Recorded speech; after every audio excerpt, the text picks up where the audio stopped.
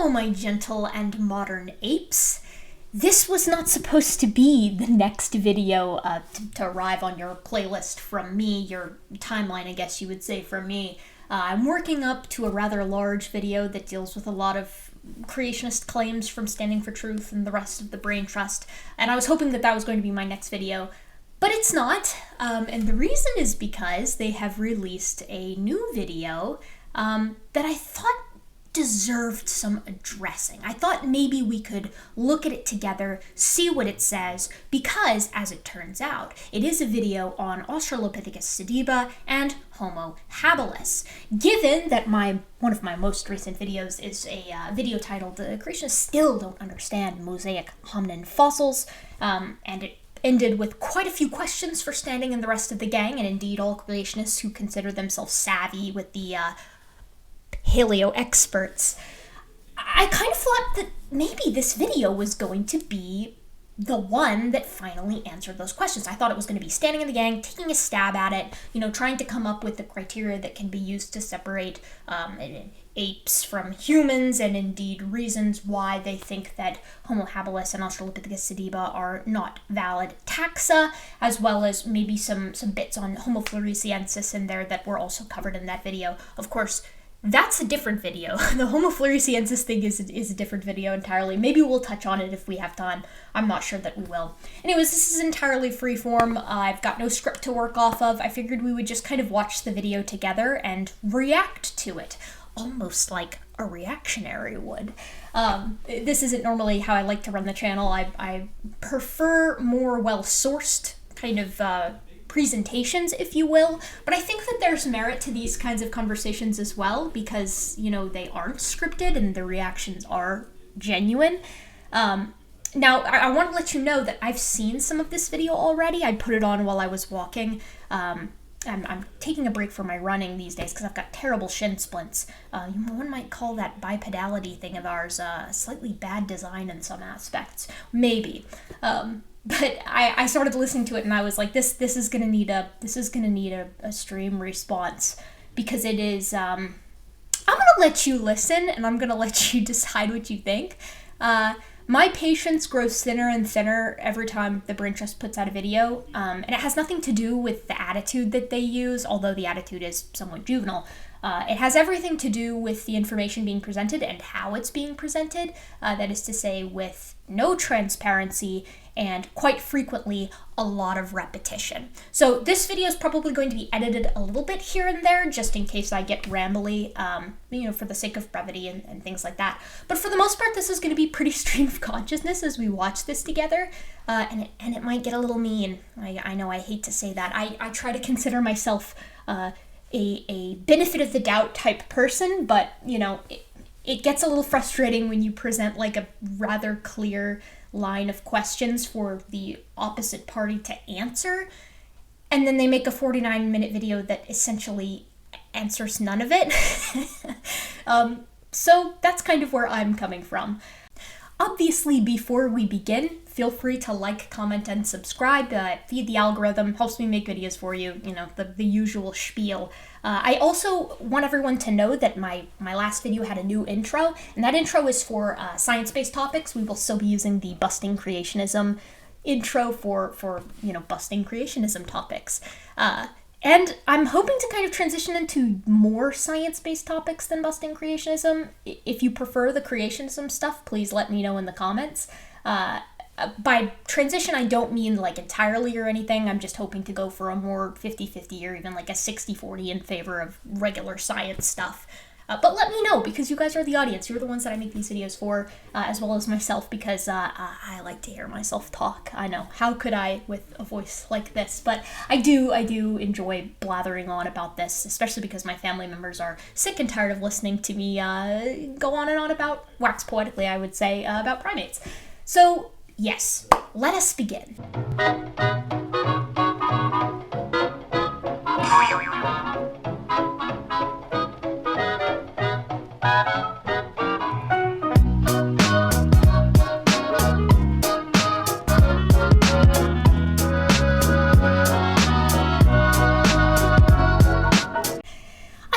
guys have grabbed yourself something nice and warm to drink as we make our way through this behemoth of a video. I myself brought some coffee. That's some free ASMR for you. And I've got some extra tabs pulled up that you can't see. We'll flip over. It's a surprise tool that we'll use later. I've probably seen about half of this video, so we'll get some surprises at the end. Right off the bat, let's notice the perfect garbage bag of bones. Build your own hominid. Debunking habilis and sediba. Now, one of these downvotes is mine, because I watched half of the video and I was like, I don't even need to see the rest. What I've seen so far is enough to deserve a thumbs down. But please don't go harass Standing. Myself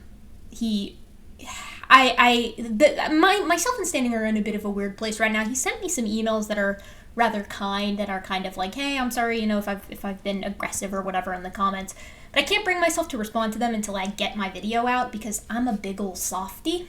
And the second that someone is kind of apologetic towards me, all bets are off, and I'm like, oh, I bleed all over them, and I melt.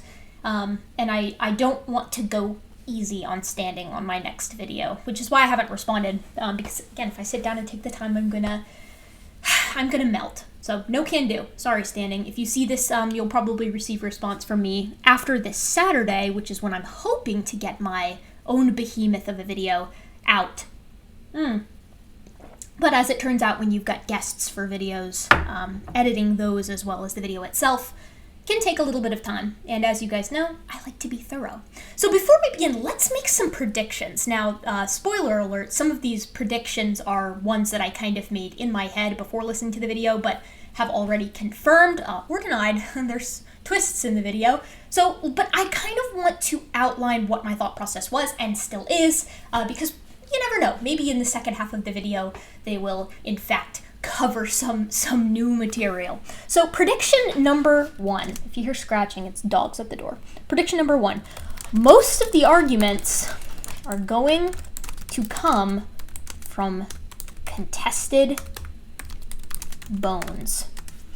This one I know is partially true already, but my prediction I bet will hold true for the entirety. For those of you who don't remember, Contested Bones is a book by Christopher Roop and Dr. John Sanford, neither of which are paleontologists, neither of which are anthropologists or even tangentially related to the field, which is just great. We all know that if you don't know the subject, you should go and write a book about it. God knows you'll get it published. So, number 1, most of the arguments are going to come from contested bones. We'll probably be stopping a lot, searching contested bones for a lot of the quote lines that are going to be coming up rather early, and we're going to see when those quotes come from, because as we know, there are indeed multiple specimens of Homo habilis, as well as Australopithecus sediba. So if you're using a quote from I don't know, let's pick one at random, 1979, your quote might be a bit out of date, because the original specimens found in 1979 have since been succeeded by more complete specimens. So, number 2, what's our second prediction? My second prediction is going to be that they will not outline any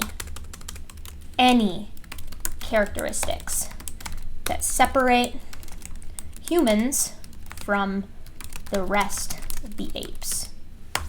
I don't think we're going to see anything of that kind. I don't think we're going to see anything of that nature. I don't think they're even going to make an effort to answer any of the questions that I posed at the end of my video. And I really, really am sad about that, but, that's going to be my honest prediction. We're not going to get any kind of criteria. All we're going to get is hand-waving. They're going to be like, no, we know the hominids who are going to be of the human kind and of the ape kind, but they're not actually going to outline the characteristics, because were they to do that, they would realize that many of the characteristics that they use to categorize the ape kind are found in the human kind and vice versa. So, number 3, what's our third prediction going to be? I'm going to predict that someone's going to pronounce something wrong.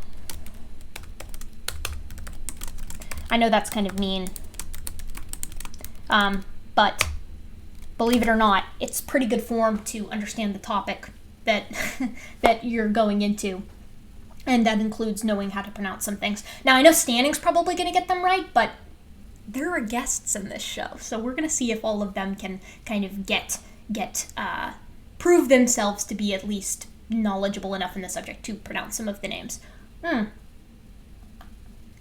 What's our fourth prediction? What do we think the fourth prediction is going to be? My thinking is that the fourth prediction is we won't see any of my video in this response. As you can see from this video that I'm making right now, I like to show what the other person says so you can be very clear about what I'm answering. Standing doesn't like to do that very much, and I think that's because there's a lot of stuff that he can't answer. For instance, in the half that I saw, nothing in the last half to 2/3 of the video that actually goes over the minutia of Australopithecus, sediba, and Homo habilis was actually addressed. It was a lot of quote lines from what I've currently seen. So maybe they will go and address that, and maybe they'll even show some clips. But I don't think they will. I don't think that they're going to actually do that. Nor do I think that they're going to address, this is the biggie, the fact that the specimens of Homo habilis and Australopithecus sediba present mosaics of mosaics in their morphology.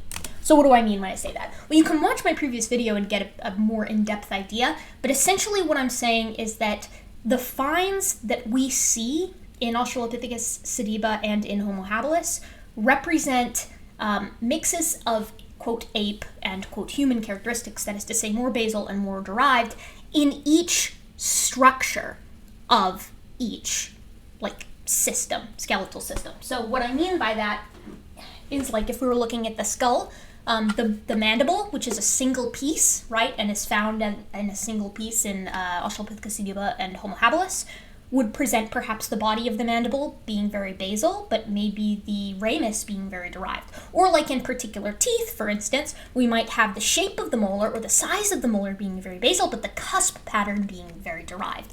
The reason this is problematic for creationists, and the reason why they don't, typically answer it, and I don't anticipate we're going to see an answer to that today, is because it's very problematic to this idea of a mixed bone bed and mixing ape and human bones to get these transitional species, because it's very easy to say, the femur was ape, but the foot was human. That's fairly easy to say. What's a lot harder is to say that the top of the femur looks very basal, but the bottom of the femur looks very derived. That is to say, the more proximal end and the more distal end. And that's what we see. It's really a shame. So these are going to be my 5 predictions about this video. We'll check in with these and kind of see where we're at as we move along. This is going to be a long video. Fair warning ahead of time. I was going to put this up, but we're probably going to use it a lot during the video, so I'm just going to set it over here. Anyways, this is going to be a long video, so this is something that you're going to want to put on while you're like walking or running or cooking or doing something like that. So with that, I think we'll go ahead and jump in. And we'll just see where this merry rabbit hole of ours takes us. I'm gonna get this volume up here. Gotta be able to hear Standing's opener. I'm still bitter, by the way, that I'm not included in this opener.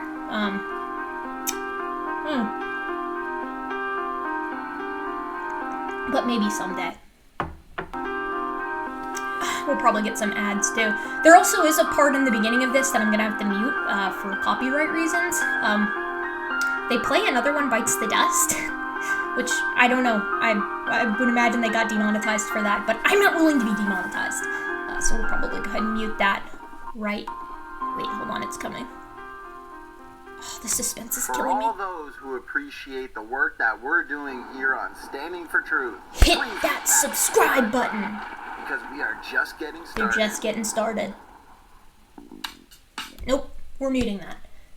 This is from Dinosaurs by Design, interestingly enough. I did a video on Dinosaurs by Design at one point. I am thankfully included in this little slideshow montage I'm coming up, but my name isn't on the bottom, which I kind of took offense to, I guess. But whatever. I guess it's because they wanted to use an embarrassing picture, an embarrassing snapshot of Gutsick Gibbon at the Christmas party. But, whatever. I try not to take things too personally, except when I'm petty, which I am. Nope, still going on. So this is the video that they're covering. The perfect mosaic, like hominins. Now, the problem with that is that that's not the most recent video that I have about the mosaic hominins. You would think that they would go over the most recent one, but I do understand why they didn't, because the most recent one is in fact much longer and much more comprehensive. And contrary to the fact that we see these, 2, 3, 4 hour long videos quite frequently come out of Standing for Truth's channel, I don't think that the attention span for listening to opposing opinions, that is to say, the consensus science, I don't think that attention span is quite as long. So I think that's it. We'll go ahead and unmute. Yeah. So here's the thing.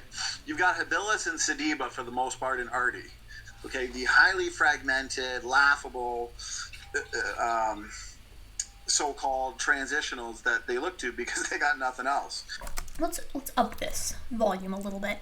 So right off the bat, it's a little bit odd that they're including Artie in that list. Australopithecus ramidus and also Australopithecus cadaba are they appear and disappear before we see Homo habilis or Australopithecus sediba on the timeline by quite a bit. And they kind of sandwich the early and middle Australopithecines, with our more upper end Australopithecines. I'm not really sure why they're mentioning that. Australopithecus ramidus is 4.4 million years ago or something along those lines, and more of our Australopithecines occupy 2 to 3. So that's kind of strange right off the bat, but I think I know why they're doing it, and it's because the author of Contested Bones, Christopher Roop, presents this weird diagram in one of his videos that Standing for Truth has covered previously, that's look at the hominins, we only have X% of each hominin, and that's abysmally small. We only have 40% of this skeleton and 30% of this skeleton. The skull was crushed, and thus we cannot trust them, and Australopithecus ramidus already is included in that list. Mind you, this is forgetting the fact that we have multiple specimens of each hominin, almost every hominin, believe it or not. And when we do consider them as a suite of species rather than looking at each specimen individually, what we see is a very, very excellent representation, upwards of 80-90% in many cases. But of course, Contested Bones, as I mentioned in my previous video, doesn't do that. They actually omit an insane amount of specimens from Homo habilis and Australopithecus sediba, because were they to include all of them, that's going to be a little bit tough to talk around. It's especially egregious with Homo habilis. But let's let them continue. We'll up this volume. Oh, I just turned it down. We'll up this volume a little. I don't know. Headphone users beware. That scared the crap out of me too. That's also a meme that they use too often, I think.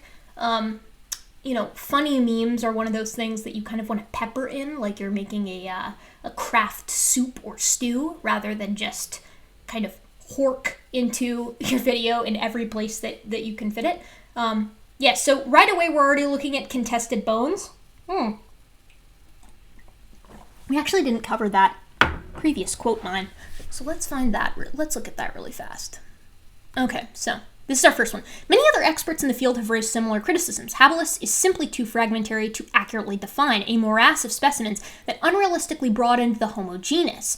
Number 23, source 23. The credibility of the ape to man story depends on these bones, yet after 50 years, nobody knows for sure whether Habilis is a real taxonomic entity or just a collection of random bone fragments. Paleo expert Tim White of UC Berkeley admits, we still don't understand habilis. So we've got a couple of different things going on here. First of all, they're taking a quote from Tim White saying we don't understand essentially the nature of Homo habilis and including that into habilis may not be a real species, which of course are two completely different sentiments, but God forbid we are consistent and transparent with our methodology here and with our sourcing. The second bit that we have to unpack has to do with the source that they use here by Schwartz and Tattersall. So I went ahead and pulled that up. It's from Science Magazine. It's not actually a study that was performed, but it has to do with defining the genus Homo. And essentially what Schwartz and Tattersall are lamenting here is the fact that it's very difficult to come up with a suite of criteria that adequately define genus Homo. Now, interestingly enough, the reason why it's so difficult is indeed because a lot of the more primitive, more basal apes, like the Australopithecines and indeed sometimes the Articulopithecines, have them. They have the traits that we would consider to be exclusive to genus Homo. So this article was published in 2015, and essentially, we'll go ahead and read the last little bit here.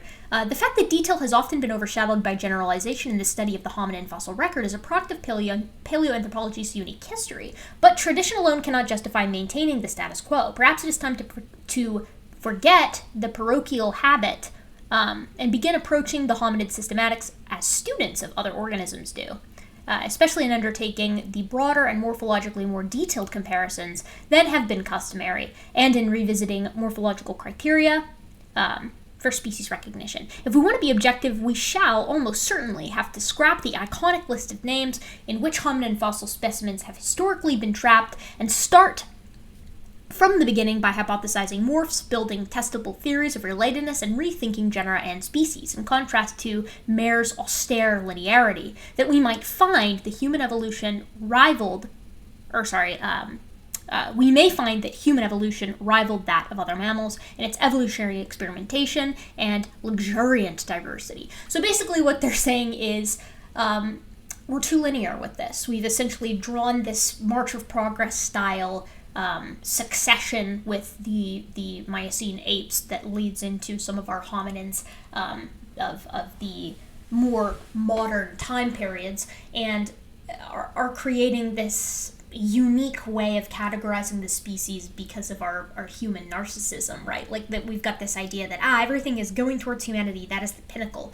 And Schwartz and Tattersall are basically saying, no, that's not great. We need to come up with a better suite of characteristics that can adequately define what makes something belong in genus Homo, and consider the fact that there are going to be more branches than we might feel comfortable adding. Now, we can also hop to this paper that was released, article that was released in 2016, 1 year after this, that notes from Australopithecus to Homo, the transition that wasn't. Now, if I was a creationist, this would be like the perfect headline, right? Like, I'm sure Standing and company have stumbled across this in the past and been like, yes, finally, someone professional to back us up who's, actually a paleoanthropologist and doesn't think that this transition occurred. But no, this is actually kind of echoing the sentiment by Schwartz and Tattersall.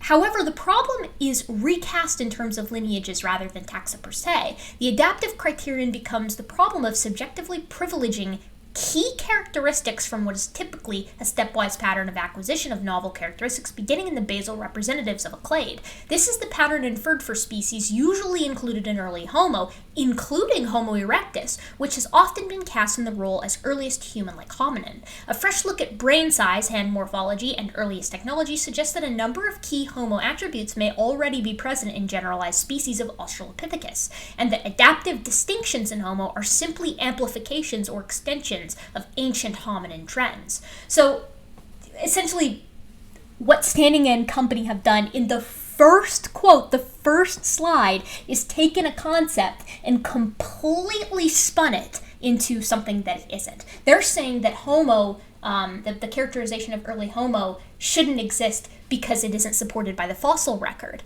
It's the suite of morphologic characteristics don't exist. Now, the problem with that is that's not at all what the issue is in the articles that they cite. The true problem is that it's very difficult to categorize genus Homo because of how similar it is to the rest of the apes. So we're off to just a stunning start here. But let's let them continue. So here's the thing. You've got habilis and sediba for the most part in Arty. Okay, the highly fragmented, laughable, so-called transitionals that they look to because they got nothing else.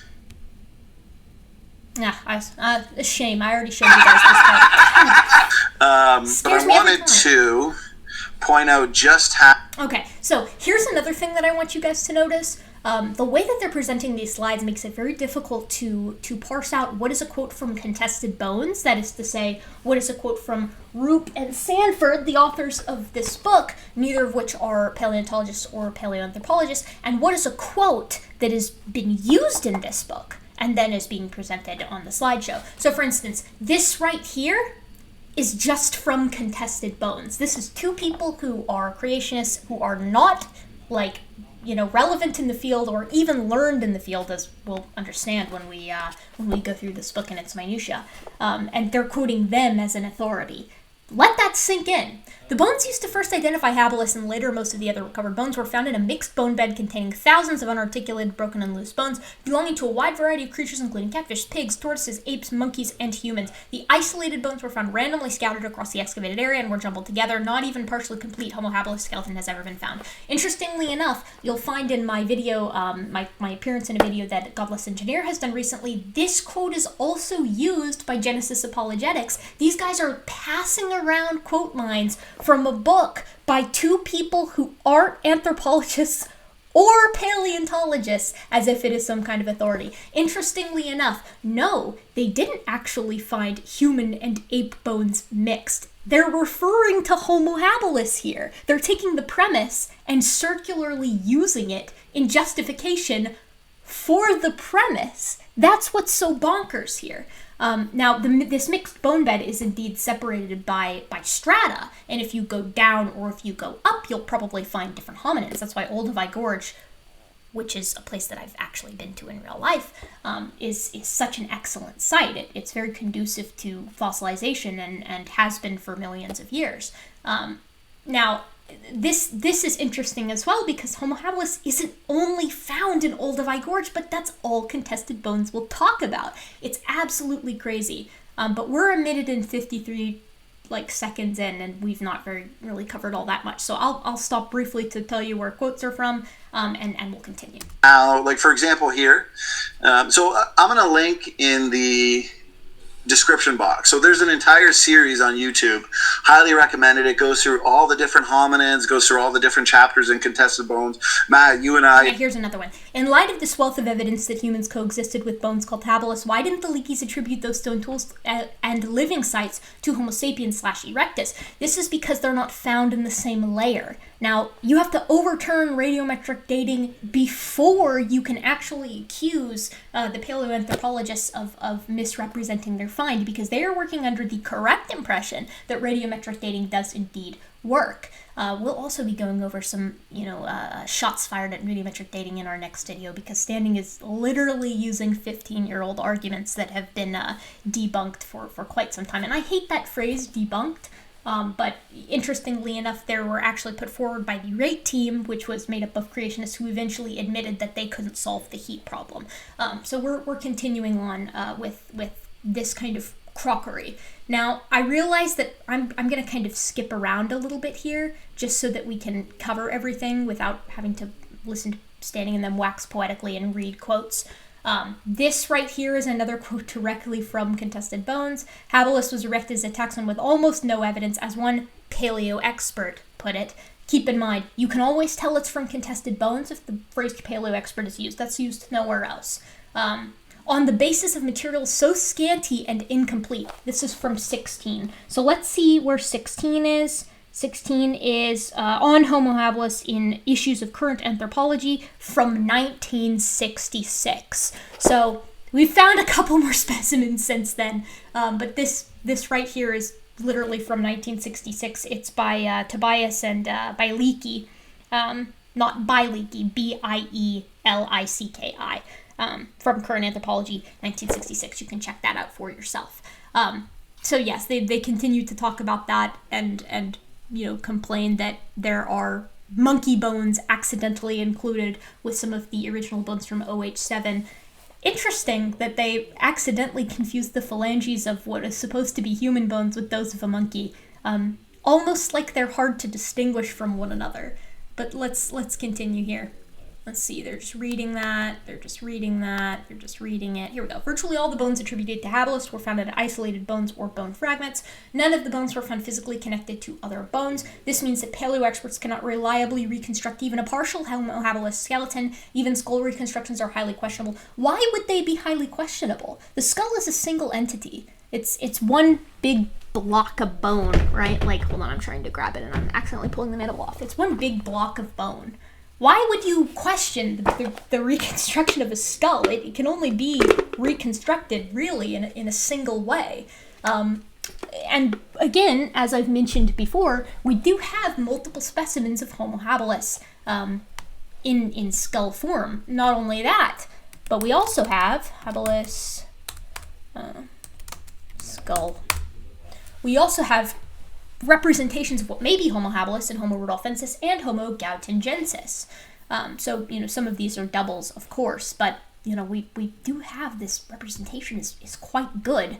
I don't really think that you could reconstruct that in an incorrect way. Now, as for the postcrania gets a little bit more difficult, but as we'll hear later in this video, and as we'll go over later in this video, that does not necessarily mean that the postcrania that we have is not valid. Mixed bone beds containing many animal species, and this is frequent actually, opening the door to accidentally combining ape and human bones into a chimeric species, in other words, a false taxon. Under such conditions, it is arguably impossible to know for certain which bones belong to which individual or species. This is a quote this is a source from 14, which is from Bernard Wood, A Technique for Establishing the Identity of Isolated Fossil Hominid Limb Bones, from 1998. So let's check that out really fast, shall we? I think that would be an excellent idea.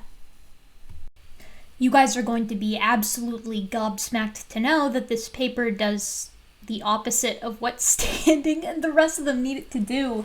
This is a frequent occurrence that leaves me quite tickled, but indeed is rather embarrassing, for lack of a better term. So this is the source that Contested Bones just used.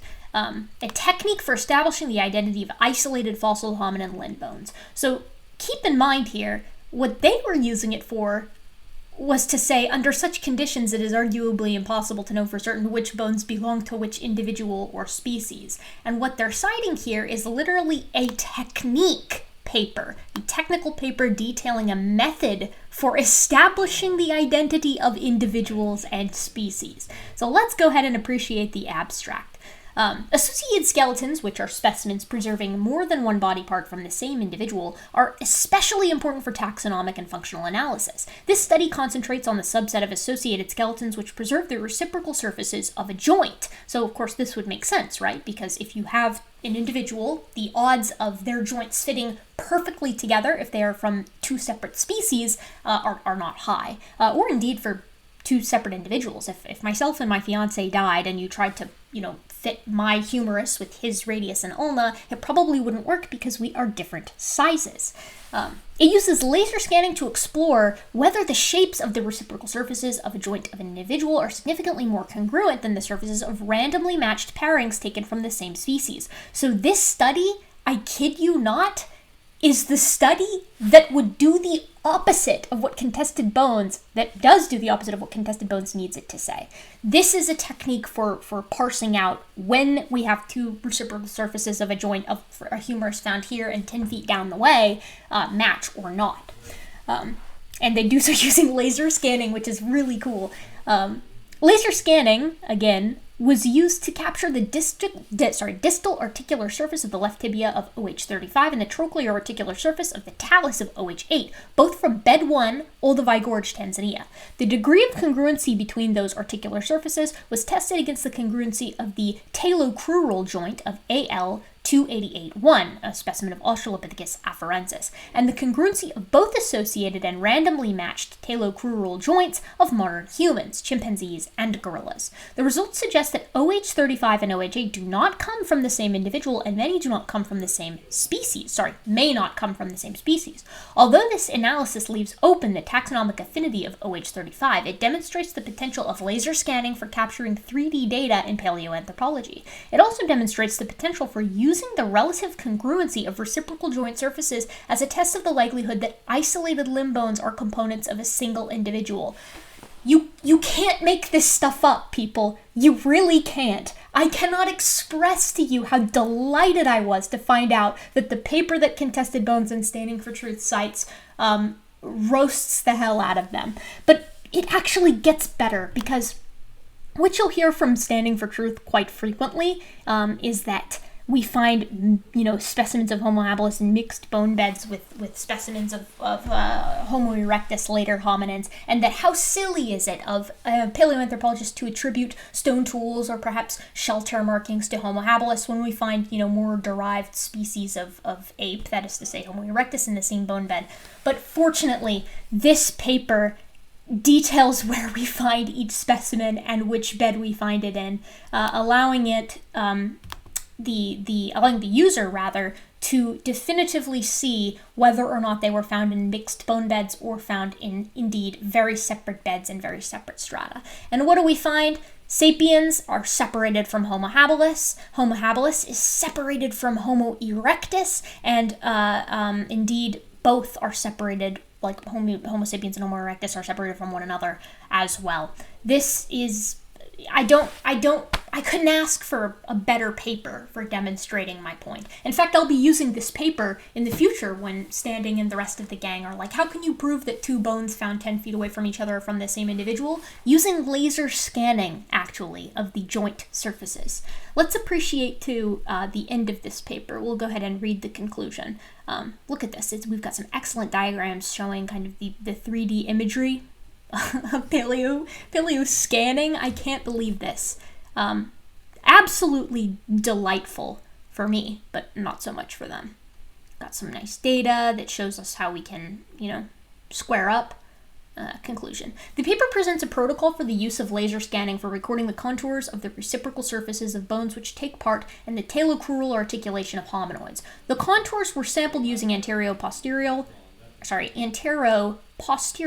and mediolateral transects across the articular surfaces, and the discrepancies between the tibial and talar surfaces along each transect were sampled and calculated. The discrepancies between individual joints were compared with those between randomly matched pairs of surfaces taken from samples of Homo sapiens, Pan, and Gorilla. The same techniques were applied to two fossil hominin talocrural joints, one AL288, one from Hadar, known to be from a single Australopithecus afarensis individual, and the other from pairing of the talus belonging to a partial foot skeleton OH8 and the distal tibia OH35, both from Olduvai Gorge in Tanzania. The discrepancies from the surfaces of the fossil joints were compared with the parameters of the comparative sample. When this was done for AL288-1, the discrepancy was within the range that was recorded between the surfaces of the associated individual joints. For OH35, 8 pairing, the mismatch between the two surfaces generally exceeded that for individuals. So it doesn't get more clear than this, people. They used the technique to determine the similarity between two joint that was known to be from a single individual and the difference between two separate ones, and they found that this is indeed a viable methodology. So, I'm going to say case closed on that one, and let us continue. That's why, like Brother Neff was saying earlier, you can find certain bones, most of the bones with habilis can easily be attributed to an Australopithecine. That's the point. That's the whole point. They could be attributed at an eyeball glance until you get a closer look. That was the whole point of the Schwartz and Tattersall paper, as well as this one, From Australopithecus to Homo, the transition that wasn't. You can find all these links in the description, by the way. This is another fantastic example of, quoting contested bones as an authority when neither of the authors are indeed paleoanthropologists. Almost all the skulls presumed to belong to habilis have been reconstructed more than once, with each new reconstruction calling into question earlier reconstructions. I would love to see a source on this one, that many of them, almost all rather, of the skulls presumed to be habilis have been reconstructed. Of course, this also ignores Rudolfensis and Gautingensis. Once again, we're looking at a minutia of the fossil record, calling that minutia into question, and then ignoring the rest. Many of the skull and facial remains were found severely crushed or flattened. That is the nature of taphonomy. You'll notice quite frequently in this video that the same standard for hominins and dinosaurs are this isn't applied unilaterally across the species. It's only okay for reconstructions to occur if it's a dinosaur, not if it's a hominin. 2 of the skulls were washed into a gully and trampled by cattle. Reitmeyer describes the challenges associated with trying to assess such fossils in the American Journal of Physical Anthropology. That is not the same thing as denouncing the methods, but far be it from me to call into question the middling work put in by two non-professionals in the subject. Well, you've also got some that are mixed. You've seen earlier, they mistaken some monkey bones, and you oftentimes get a human bone mixed in too. That's why... No, you don't often get a human bone mixed in too. That is just a patently false statement presented with no support. Now, the monkey bones thing, that has happened. Interestingly enough, there was a vertebra found amongst the remains of Lucy, Australopithecus afarensis, that wasn't caught for like 40 years, owing to the fact that, indeed, human spinal columns are very similar to the rest of the primates. But they did eventually figure it out, and since that happened, we haven't really found all that many, actually, if any, discrepancies between some of our fossil finds, even when applying the same methodology. So it looks like we're in the clear for the most part. Obviously, as technology advances, we may find more information out, but the fun thing about paleoanthropology is a lot of our specimens are skulls, like I mentioned earlier, and those skulls are really hard to misattribute because they're a single piece of bone. So, lovely work here by Standing, making broad generalizations, and then not supporting them with any kind of study or methodology. Other than that, the one with afarensis, with the baboon vertebra, we also had the fingers, the monkey finger bones that were put with Homo habilis, which we discussed earlier. Interestingly enough, those kinds of finds can actually be examined using Wood's technique that was right here, a technique for establishing the identity of isolated hominin limb bones. I imagine that you could use that joint surface laser scanning with phalanges as well. Christopher Roop was talking about earlier, that you've got these different groups of paleo experts that would emphasize certain bones that look ape and other bones that look humans, and especially when it comes to like the Lucy species and some of your Australopithecine species, they're going to emphasize the ones that look ape and say that they were tree dwelling. So, again, I made a whole video just for Standing to appreciate the nature of mosaics and how very frequently the specimens are mosaics of mosaics. So, for instance, the size of the femur may be basal, but the head of the femur may be derived. He ignores that, at least in what I've seen of this video so far. Let's look at this. Source 20. An all-embracing wastebasket species to which the whole heterogeneous variety of fossils can be conveniently swept. What's 20? Extinct Humans, Westview Press, New York, 2001. So this is actually from before Tattersall and Schwartz's original paper that was mentioned earlier from 2015, and it's also a POPSCI article rather than a paper. So lovely. I'm glad that only the most rigorous, only the most rigorous of sources for contested bones. Keep in mind that in my videos, like, I can count on one hand the number of times I've used a POPSCI article. We always go to the original paper and appreciate what the original paper says. So here, I have a feeling this is just going to be a lot of contested bones quote mining. And actually, I know for a fact it is because I've watched most of this. And it's Standing reading, these and then saying incorrect things about them. The Bones of Handyman, Isolated and Fragmentary. That's actually just the title, of this, or not the title, it's the title of one of the, here we go. It's the title of one of the sub-chapters. Awesome. I'm really impressed.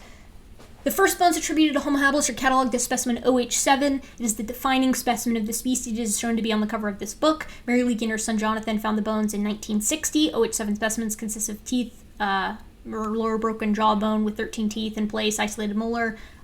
They're complaining basically that it's very fragmentary, except again, I don't know how many times I can say this. I will beat this horse to death, and then beat it after it's dead as well. Those are not the only specimens of Homo habilis. In fact, we have so many specimens. This is a textbook that I've got here, Processes in Human Evolution. You've seen it before. We have apomorphies for Homo habilis. We have multiple jaws, multiple skulls, a ton of postcrania, and it just goes through. I mean, we've got multiple pages just detailing the aspects of Homo habilis and the numerous specimens that we have. And contested bones can't be bothered to look at many of them at all. In fact, there are many there are many specimens that just aren't mentioned, or are mentioned entirely in passing. So we're going to kind of skip ahead to the part where we're actually like not just quoting contested bones, pitifully few bones, pitifully mangled. Let's see, what's that, source 15? Let's look at that too. Source 15. It's that same one. It's literally the same one from Tattersall and Schwartz, the POPSCI article. The ongoing controversy surrounding habilis is in part because of the fragmented and incomplete nature of the bones. Habilis was established as a species based on holotype, the standard from which all subsequent discoveries are compared to in order to identify whether or not they belong to the same species. In other words, a defining specimen is critical to establishing the legitimacy of any hominin species. Paleo experts understand this. Yes, that's true. The type specimen is indeed very important if that is the truly established as the first member of a new species. But that has nothing to do with like writing off subsequent finds. I find this so frustrating. We'll continue through. Tattersall, look at this. This is the one we already went over. The inclusion of the inclusion in Homo of Homo habilis, fossils so broad in the morphology of the genus that further hominids from other sites could be shoehorned into it almost without regard to their physical appearance. As a result, the largely unexamined definition of Homo became even murkier. Yes, that is, we went over this already, right here, interestingly enough, in this article, not paper, by Tattersall and Schwartz. I had a buddy, actually, who reached out to Tattersall, and Tattersall, actually, I'll put like a blurb of it right here, so you guys can see it. But Tattersall does not think that Homo habilis is like a fake species. They just think that it's so transitional, it's problematic in its placing. Like, we don't know for certain that it belongs in Homo or that it should belong in the Australopithecines because it's such an excellent mosaic. But standing in them, they don't represent it like that. They don't represent it like it is. Instead, they choose to take their own spin on quote mines. This is from Contested Bones again. Habilis bones are also described as distorted, poorly preserved, scrappy, crushed, flattened, and broken into little pieces. We already read this one. I love repeats. It's like getting Pokemon cards as a kid. You get doubles. Hate that. We've seen this one already too. Why are you repeating them, Standing? You're better than this. Okay, here we go. Many other experts in the field have raised similar criticisms. Habilis is simply too fragmentary. This is the same one. Sorry, gang, had an ad there. Let's continue on. I'm gonna say it's a Dude, sick. Love that sense of humor. They do have a broad range of things that they find funny, which is why we see the repeat of that same joke so often. I call that like Family Guy syndrome. It's so funny, you repeat it a couple of times and it stops being funny, but then it gets funny again. Anyways, yes, let's appreciate too the use of the word rescuing device. I've said this before, but rescuing device comes from Replacing Darwin by Nathaniel Jeanson, Dr. Nathaniel Jeanson. So that's not necessarily an SFT original, but it's good to know that that Standing in the gang really do represent the pinnacle of comedy. They really are funny. That's what we like to see. Let's let Standing continue. Desperate attempt when the evolutionists, they want to ignore the genetics, especially when it comes to determining ancestry, and they want to focus on that, which is so pathetic, so flimsy, so fragmentary, and you can find it being discussed. We'll get to the genetics, Standing. Don't you worry about that. That's next video. We'll be going in depth. Got a couple of guests coming on. It's going to be great. It's going to be a really fun time. Right in the paleo literature. So, yeah, I just wanted to cover those quotes and that data, and I'll hand it over to you, Neff. I also don't know that I would consider that to be data. I don't know that I would personally consider quote mining a book of quote mines to be data. That's fine, though. I mean, I am more than happy to examine the contents of Contested Bones, because interestingly enough, although I am simply a master's student, I actually have more formal education in anthropology than either of the authors of Contested Bones, which is why I feel comfortable critiquing it. Now, next up, Neff is going to show. We love Neffy. Neffy is, he's not a paleoanthropologist. He's definitely not a paleontologist, but he is going to serve as our resident expert. Brother Neff is going to serve as our resident expert in the rest of this video, I believe, at least to the point that I watched to, which is great. We love hearing from Neffy, but we are going to be a bit harsh on Neffy because just from what I saw, he gets a lot wrong. Brother, if you want to finish it off. Here we go. Homo habilis. Appreciate that he says finish it off, and we're 9 minutes and 42 seconds into a nearly 50-minute video. Neff can be a little long-winded, but as someone who is long-winded myself, considering how long this video is looking like it's going to be, stones and glass houses on my end. The interesting thing about this is that a study has been conducted in computer analysis of the fossils, the best example they have, of a skull of this creature, alleged creature, by Timothy Bromwich, an anthropologist at New York University. And guess what? He discovered that the skull isn't right as it was reconstructed by anthropologists. This is what it really should be looking like. His computer analysis reshapes the face. Well, we got an ad. Because I talked of the animal. Great shame that we had an ad right in the middle of Neffy's soliloquy here. Very quickly, I would like to point out that no, this is not actually the best skull that we have. The best skull of this creature. KNMER 1470 is not our best representation. In fact, if memory serves, this particular specimen of 1470 is actually proposed to be Homo brutalfensis.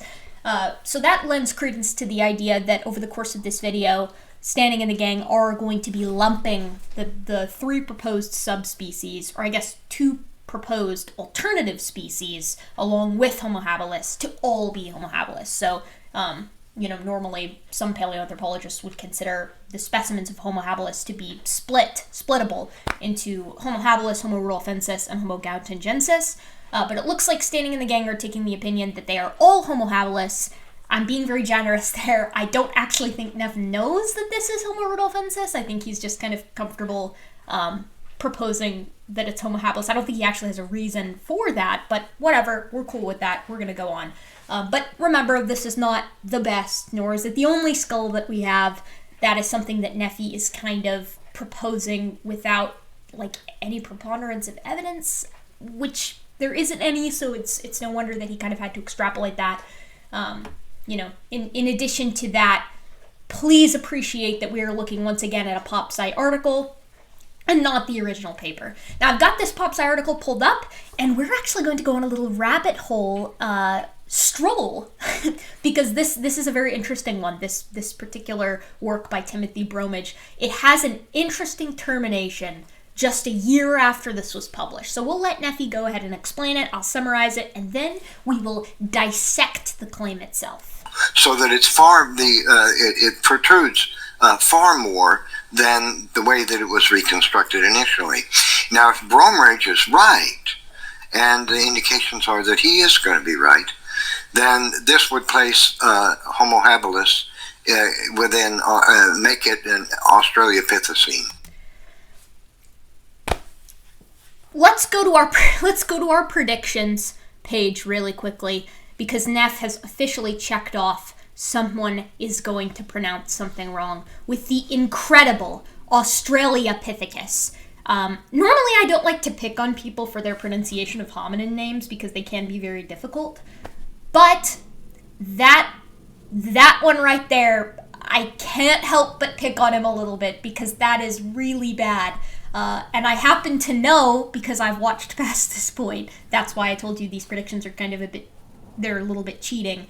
He does it multiple times. Australopithecus has a heavy representation in this video. But on top of that, we also need to speak for a moment about how Neffy says the implication is that Bromwich is going to be correct.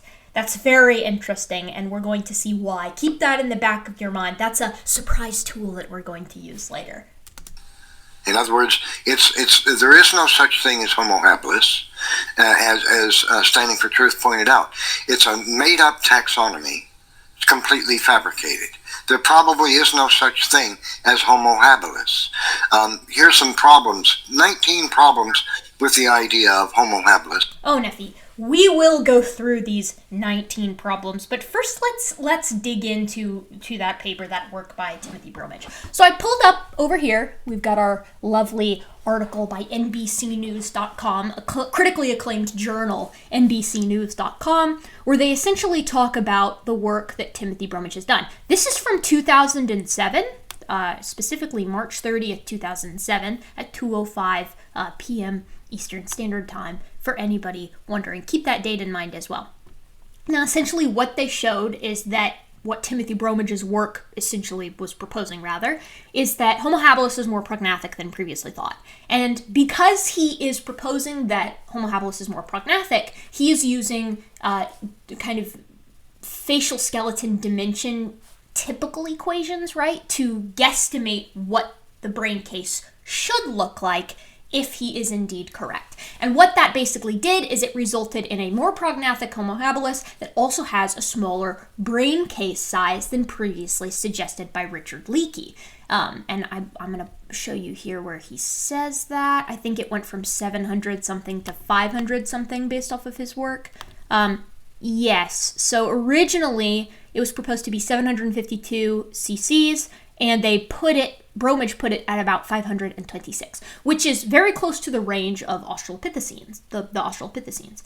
So what Nephi is basically saying is, I mean, he kind of goes back and forth, right? It's a little bit weird to kind of parse out what it is that he is saying, because Nephi was kind of like, yes, this is just an ape, and then he's like, yeah, Homo habilis is also just not a real animal. Because even if Bromage is correct, and we're about to see in a moment if he is or if he isn't, it still would be a unique species, because 526 is kind of a unique range for an Australopithecine, and the facial proportions are indeed unique from an Australopithecine. They're more apish than previously proposed, but they're still within our acceptable novelty range for the species. So this wouldn't erase Homo habilis as a species, it would just make it more prognathic with a smaller brain case size. But does it really hold? Does the work of Bromage hold? Let's find out. So when I first initially was looking into Timothy Bromage, I got the Wikipedia article, and I was like, well, Wikipedia is typically not the best place to go for scientific accuracy, but it did help me find kind of what I was looking for, so I figured I would go ahead and spoil it for you and show you here. So this right here is the section that talks about KNMR, 1470, and talks about the initial brain volume of 800 cc's, which was then revised to about 753. And then it talks about the work of Timothy Bromage. So anthropologist Timothy Bromage and colleagues revised the face at a 5% incline, which would be slightly prognathic instead of a completely flat face, but pushed the nasal bone back directly beneath the frontal bones. He then said it was possible to predict the brain size based on just the face, disregarding the brain case, and calculated 526 cubic centimeters, and chalked up the error of the Leakey's reconstruction to the lack of research of the biological principles of facial anatomy at the time, as well as a confirmation bias, as a flat-faced reconstruction of the skull aligned with the predominant model of human evolution at the time. This was refuted by American paleoanthropologist John D. Hawkes, because the skull remained more or less unchanged, except for the 5%, 5 degree rotation outwards. Bromage and colleagues returned in 2008 with a revised skull reconstruction and a brain volume estimate of 700 cc's. So we go ahead and follow those sources to their completion. John Hawkes initially talked about this on a blog, which of course is, again, not our favorite method of kind of looking at our scientific literacy. We don't, this isn't typically good, but I've got a point to this. This is mostly just showing you my process of finding these sources, because I think that that's heavily transparent. So Hawkes talks about it for a little while, and what Hawkes says in his blog is essentially that when you rotate the face outwards 5 degrees, it really just doesn't do all that much to change the proportions of the brain case. That's his argument.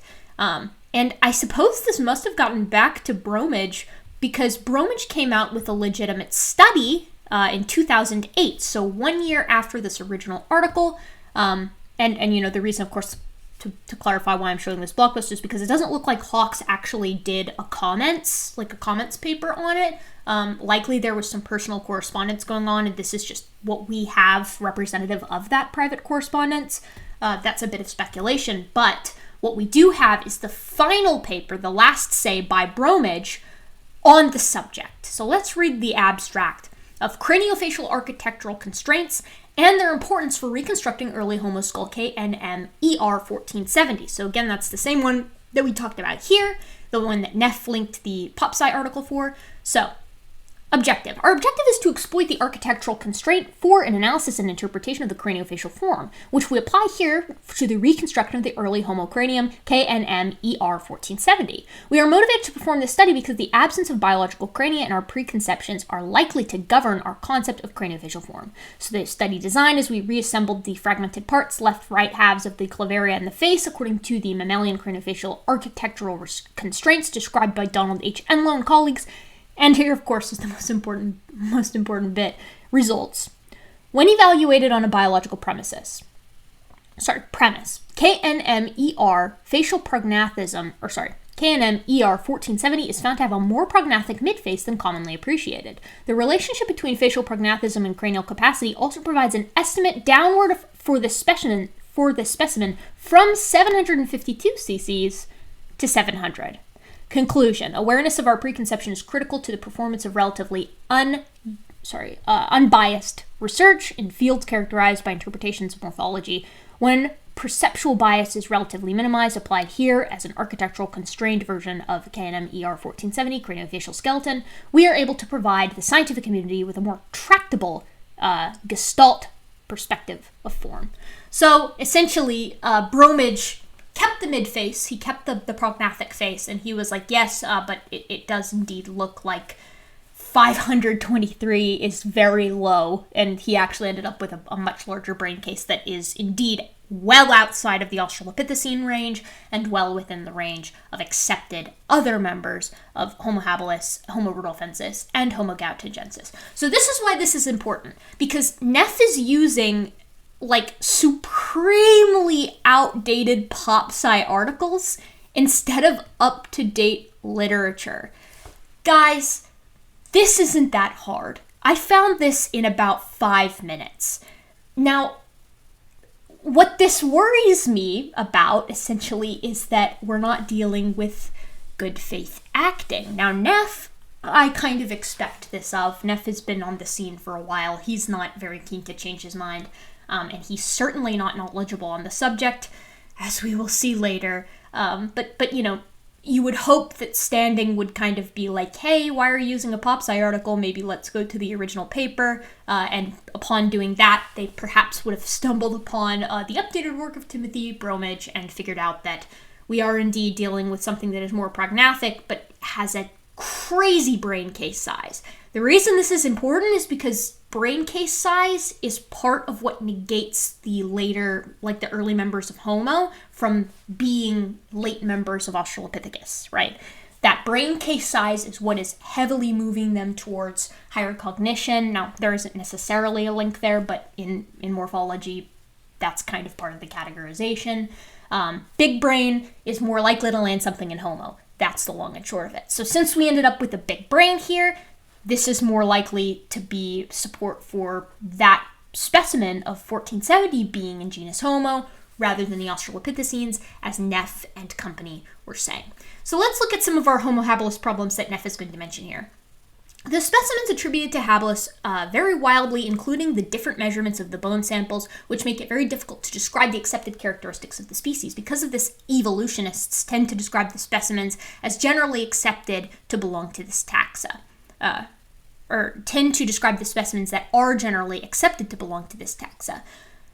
I kind of feel like this is a bit silly. This encompasses what we covered earlier, which is that genus Homo is relatively hard to describe because the entire gradient of human evolution is very smeared. But there are absolutely apomorphies that characterize Homo habilis. In fact, remember when I said that I had a textbook from 2017 that like actually details the processes in human evolution. This is what's being used in many classrooms right now. The apomorphies are listed right here, 16.1.1, page 194, and it goes over the anatomical traits characterizing Homo habilis were indicated by authors Leakey et al. In 1964 as follows, and then it goes through the apomorphies of Homo habilis. The reason this is included in this book is because these are still the traits that are being used to characterize Homo habilis. Now, Homo habilis, of course, can have a gradient of those traits in the same way that, any any species has its own range of variation. But therein lies the problem, right? Are we looking at variation within Homo habilis, or are we looking at Homo habilis plus Homo rudolfensis plus Homo gallicanensis? And what this book says is that these are the traits that characterize Homo habilis, and then we have a separate set of characteristics that would separate rudolfensis from habilis, and then gallicanensis from the two of them. So, 1, check. Not really a problem. That's kind of just the nature of anthropology. Number 2, habilis is not a specific animal, but rather is a conglomerate imagined species comprised of many bone fragments which likely belong to several extinct apes. Why is this listed as a problem? This sounds like the conclusion to the list.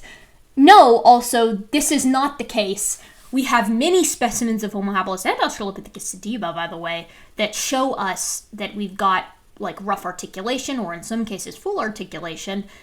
And then there's the issue of the skull being very telling in and of itself, right? For example, the one we just looked over, KNMER 1470, right here, big brain case, super apish face. What do you do with that? Where does this animal land? Because if it does indeed have that huge brain case, right, that's starting to fall within the range of Homo erectus, indeed 700 cubic centimeters is actually larger than some of our basal members of Homo georgicus, which was previously considered to be Homo erectus.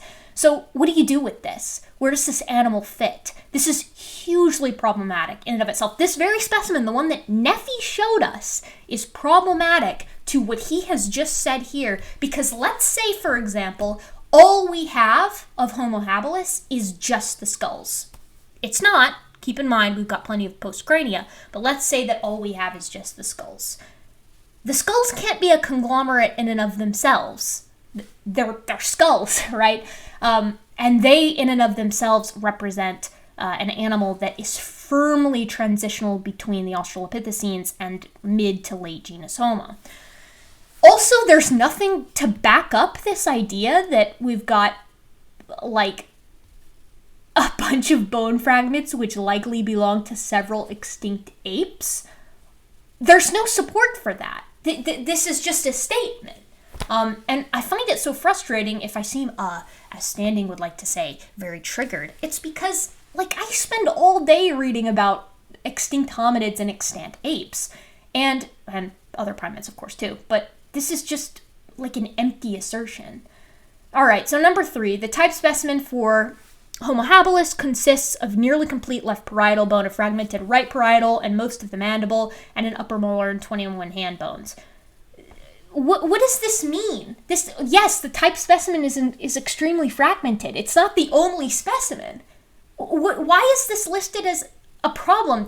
We've got one problem that's listed that isn't a problem, and then 2 statements, one of which is an empty asserted fact, or is something empty asserted emptily. Let's say stupidly asserted as a fact, and then number 3, which is just a description of the type specimen. Like these guys, it's very clear that they're pulling from contested bones, because we're actually just describing anthropology and paleontology here, and like saying it in a tone that it's problematic when it's not.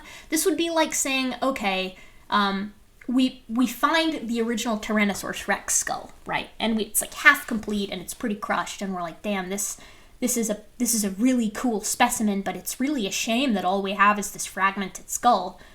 And then we find like 8 more complete skulls and a lot of postcrania. This would be like Neffy showing up and pointing to that type specimen and asserting that Tyrannosaurus Rex is actually very poorly represented because of the type specimen. It's silly and it's a non sequitur. So now Neffy's probably going to read these, so we'll let him, and we'll kind of start skipping ahead a little to our next slide if he is just reading them. The species attributed to habilis vary widely, including the different measurements of the bone samples, which makes them very difficult to describe the accepted characteristics of the species. Because of this, evolutionists tend to describe the species that are generally accepted and belong to the taxa. So he's reading specimen as species, which I make that mistake too. But then, as well as what I said earlier, please keep in mind that the original type specimen did have a set of apomorphies. The reason it's difficult to decide who belongs to the taxa of Homo is because a lot of late Australopithecines show up with early Homo characteristics, not because we've got this weird mix in early Homo. In other words, they don't describe the individual, they describe the group. Because it's very difficult from the bone collection that they have to actually point to the features of an individual. Habilis is not a specific animal, but rather a conglomerate. Imagine species comprised of many bone fragments, which likely belong to several extinct apes. The type of specimen for Homo habilis consists of a nearly complete left parietal bone, a fragmentary right parietal, and part of a mandible, including 13 teeth, an upper molar, and 21 hand bones. So that's all they have. They don't have a creature you can look at. So a couple of things here. Again, we're going to poke a little fun at Nephi. If you can't pronounce parietal, you probably shouldn't be talking about, like, paleontological anatomy of different species. You shouldn't be discussing morphology if you can't pronounce parietal. It's not a great look. On top of that, it's very clear that Nephi thinks that that's the only specimen, or at least that was what was on his mind when reading that statement, which isn't great. This is the expert SFT is rolling out. Brother Neff is the one who's taking the lead on this video, and that should be concerning to anyone watching this, given how he's pronouncing the names of morphologic characteristics, as well as his general background knowledge for anthropology that is on display. And I'm telling you right now, it does get worse. This is why I'm kind of insulted a little bit by that they toted Neff out for this. It kind of is a waste of my time. It's a waste of your time by proxy because you're sitting here watching me. But it's a waste of my time to tote someone out like Neff to argue basic paleontology and paleoanthropology. It would be like if you got like a doctor, right? Like someone who's very well versed in the field of medicine, or a nurse for that matter, or like a physician's assistant, whatever, and then you bring someone in who's like really into homeopathy. That would be kind of on par here. With no formal training. So it's not great. All right, number 5, the characteristics of the bone pieces varies enough that some evolutionists argue that they should be divided into a second species called Homo rudolfensis, while other evolutionists do not recognize Homo rudolfensis at all. When Homo rudolfensis is referred to as a valid separate species, then Homo habilis is technically called Homo habilis sensu stricto. Why is he just saying things that are true in anthropology and mixing it with, like, Homo habilis problems and assertions of creationists? This isn't a list of problems. This is like a weird stream of consciousness from Nephi, which is fine. I mean, again, this is also, number 5 is also not great because it forgets Homo gautingensis, which I'm not really going to throw a lot of shade on that in particular because I actually didn't know about Homo gautingensis until somewhat recently, past 6 months or so. So less shade on that, but definitely shade on the idea that because there's the possibility of 2 species that we should throw the entire hominid out. Nephi has no idea how common it is in paleontology, general paleontology, that we look at a specimen, 2 very close specimens, and we're like, okay, now this is either 2 members of the same species, a member of one species and then a member of a separate species, or variation in life cycle of 1 or 2 species. Like, this is something that's pretty common because we can't see the animal with the flesh and bone on it. We're going off of morphologic characteristics. Now, things that help us along with those is to look at, if we've got the cranium, we can look at the dentition, we can see if it's still got its deciduous teeth, we can see, roughly age the specimen based off of the length of the long bones in the legs and in the arms. But there's still a lot of debate that can happen there. Very recently, there have been, conversations on whether some specimens of Nanotyrannus, for instance, are actually just juvenile T-Rex. Now, I'm not a dino person, so don't go to me for all of your dino facts. You're going to want to look elsewhere for those. I'm more primates, but I know enough about, dinosaur paleontology to know that this is a conversation that happens a lot over there, and it's very selective when creationists apply their issues with splitting and lumping. Like, Neffy's like, really? You're gonna have two specimens? You can't decide if it's one or two? Throw the whole primate out. That's silly. That's asinine. Number 6, when Homo rudolfensis is referred to as a valid separate species, then Homo habilis is Okay. This is just the second half of number 5. Okay. Guys, seriously? Don't...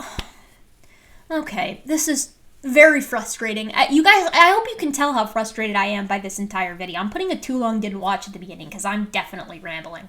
Number 7, proofread your stuff. Proofread it. Number 7, if Timothy Bromage is correct, then the skull example described as habilis and the alleged rudolfensis would both be redescribed as afarensis, thereby eliminating them from taxonomy altogether. Holy shit. No! Absolutely not. That is not at all what is being proposed by Bromage, even in the original work. Even in the original, release by Bromage when he's talking about changing the facial structure. He's not saying they need to be afarensis. Are you kidding me? What kind of extrapolation is this? Oh my god. So to be very clear, Timothy Bromage is not implying that they should be Australopithecus afarensis in his original paper that this POPSCI article is based off of. What he is implying is that we need to reevaluate the facial structure and brain case size. This is insane. It completely ignores the retraction by Bromage later, of course, but in and of itself, this is wildly incorrect. And, Neffy should be kind of ashamed of putting this forward, thereby eliminating them from taxonomy altogether. I can't with this. This is insane to me that... Why is Neffy speaking with any authority? Why did Standing have him on? Why didn't Standing just take this on himself? What is going on over at the Brain Trust? Oh my god. They need to call someone out and check the water or something over there. The characteristics of the bone pieces vary enough from some evolutionists argue that they should be divided into a second species called Homo rudolfensis, while other evolutionists do not recognize rudolfensis as valid. Now, when Homo rudolfensis is referred to as a valid separate species by evolutionists, then they refer to Homo habilis as Homo habilis sensu stricto. So some evolutionists are attempting to divide the bone fragments they have of this alleged creature into two creatures, Homo habilis and Homo rudolfensis, because that's the games evolutionists play with bones. That's paleontology, my dude. I don't know what to say to you, Neff. You've been doing this for years, and if you don't know this by now, you're not trying or you're doing it on purpose. That's all I gotta say about that. When rudolfensis, I gave that information.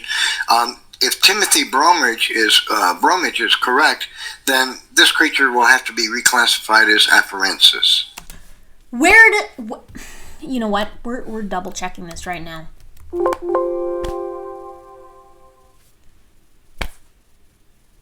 Would you look at that? What about here?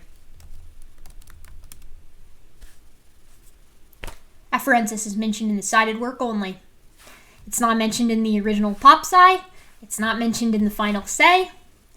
Where are you getting it from, Neff? What the hell are you talking about? Don't waste my time like this. You know, if you're going to present this as a response to me, don't waste my time like this. It's not cool. You know, I sat through this entire thing. I'm sitting through half of it twice. And Nephi is... Keep my cool. We're going to keep my cool today. You guys are witnessing my slow descent into madness as I deal with the brain trust. This is why I'm cutting them off very soon if we don't start getting some like answers to some serious questions. You know what? Let's look at our predictions list.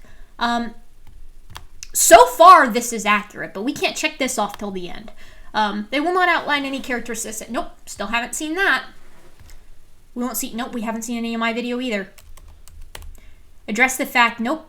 We haven't seen any of that either. So let's listen to. So that just removes it from the taxonomy altogether. It disappears. Homo habilis, poof, gone. Doesn't even exist. Now, Lee Berger, who led a team that discovered Australopithecus sediba. Round 2, baby. Round 2 on Australopithecus. You know, I mean, holy shit, guys, I can't. I wish this was not coffee. I wish this was stronger. Okay, number 8. Lee Berger, who led the team that discovered Australopithecus sediba, criticized the Leakey team for not comparing the new Cubifora fossils to Australopithecus africanus and Australopithecus sediba fossils from South Africa, and argues there's not enough evidence that Cubifora mandible goes with the maxilla. So he's essentially saying two paleoanthropologists rather, disagree, therefore throw the whole hominin out. That's asinine. Number 9, paleoanthropologist Alan Walker, who was involved in the original reconstruction of KNMR ER 1470, thought it looked like a big-brained Australopithecine at the time, disagreeing with the original, more human-like facial reconstruction. You can't list disagreements on the nature of something as reasons why the thing should be disregarded. You can't do that. Keep in mind, this entire number 9, right, is like a paradox in and of themselves, because big-brained, this is typically like considered a trait of the human-like primates, right, or your genus Homo. So this part, disagreeing with the original, more human-like facial reconstruction, this is a Nephi original sentence, or this is from Contested Bones. It'd be very interesting to like Control F this on a PDF of Contested Bones to see if all of these come from Contested Bones. It wouldn't surprise me. But this is a silly like problem to present, because it looks to me like Walker is saying, yes, this is a big-brained Australopithecine, hence, you know, human-like brain case, right? Face is more ape-like, human-like brain case. I've said this before, but for those of you who don't know, originally there was an argument in paleoanthropology, amongst the specialists of human evolution, right, of paleontologists, thus the paleoanthropologists, who were trying to decide which evolved first, big brains or bipedality. This was the argument. Did human ancestors come down from the trees first as these large-brained, intelligent apes, or did they come down somewhat dumb, and by dumb, of course, I just mean smaller brain case size, and walk on 2 feet before they developed a large brain case? So it doesn't really surprise me that big-brained Australopithecine is used. That's a lot of loaded terminology in favor of the big brain first rather than bipedality, but I'm not sure when Alan Walker said this, so who knows. The bottom line is number 9 is, again, this is just not a problem, you know? Like, I don't know. Very frustrating. Criticized Leakey's team for not comparing the new fossils of Africanus in Australopithecus sediba and found in this same formation. Paleoanthropologist Alan Walker, who was involved in the original reconstruction of this creature, said it looked like a big-brained Australopithecine, not any Homo habilis. Bernard Wood and why isn't Standing correcting him? it's a little... Number 10. Bernard Wood and Mark Collard have suggested that for the time being, Homo habilis and Homo rudolfensis should be removed from the genus Homo and transferred to genus Australopithecus instead. Cool. This is from 1999. Awesome. I'm so glad we're using 20-year-old sources for status updates on where certain hominins belong. I'm working on my thesis right now, and in my thesis, I'm examining the dental morphology for the canine teeth of like over 50, probably over 70 different species of extant primates. Included in that are some individual colobus monkeys that have changed genus like 3 times. So I'm going from for instance, Colobus spadius, right, to Procolobus spadius, to Pileocolobus spadius. Pileocolobus spadius? I don't know. I'm not normally a colobin person. I don't really focus on them too often, but the bottom line is the genera has changed in extant primates. And those changes have occurred over the past 10 years. 3 genera changes over the past 20. 2 over the past 10. So the question is, why are you looking at a taxonomic placement of a certain hominin and using a paper that's 20 years old? Just a question, Neff.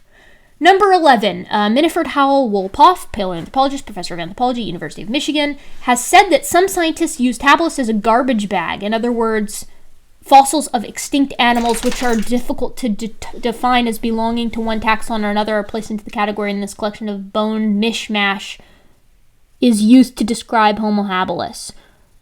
I very much doubt Wolpoff said that. Like, I very much doubt that he said anything past as a garbage bag. So they're basically taking, like a clip, a quote mine, if you will, and extrapolating that out to say that extinct animals, not even extinct primates, are tossed into Homo habilis. For those of you out there who may not know, there are dozens of Miocene apes. Now, I'm not talking about hominins, I'm talking about Miocene apes. So extinct great apes, essentially, that today would be looked at as members of Hominoidea, but are not within the human lineage. You've got just an insane amount of skulls and postcrania that are assigned to various Miocene apes, from Afropithecus, Dendropithecus, Organopithecus, Oreopithecus, Shivapithecus. I could go on and on and on, but frankly, it would be quite boring. And the reason I know about them is because originally I was planning on including them in my thesis, but they're just not well represented enough to assess dimorphism for each and every one of these. But you would think that since each and every one of those has their own diagnostic characteristics, that if Neffy is correct here, we would indeed have an even broader range for Homo habilis, but we don't. So this is a dishonest representation, because the only ones that are put into Homo habilis, or Homo rudolfensis, or Homo gattingensis for that matter, are the ones that fit the apomorphies. The ones that I read in my last video, and the ones that are listed in this human evolution textbook that I have beside me. So no, extinct, he makes it sound like, paleoanthropologists are like digging around in South Africa and in East Africa, and they're like, oh, shit, we got this femur. I don't really know what it belongs to. Let's put it in Homo habilis, and it belongs to like an equid or something. That's insane. Of course, most of this video is like that. This is very quickly becoming me rambling and getting upset, which I'm irritated. I can't believe that I'm spending time going over this when this is the information that's being given to me. I don't appreciate it because we've been over this before. And Mark Collard have suggested that for the time being, Homo habilis and rudolfensis should be removed from the genus Homo and transferred to Australopithecine instead. Milford Wolpoff, paleontologist and professor of anthropology at University of Michigan, said that some scientists had used habilis as a garbage bag.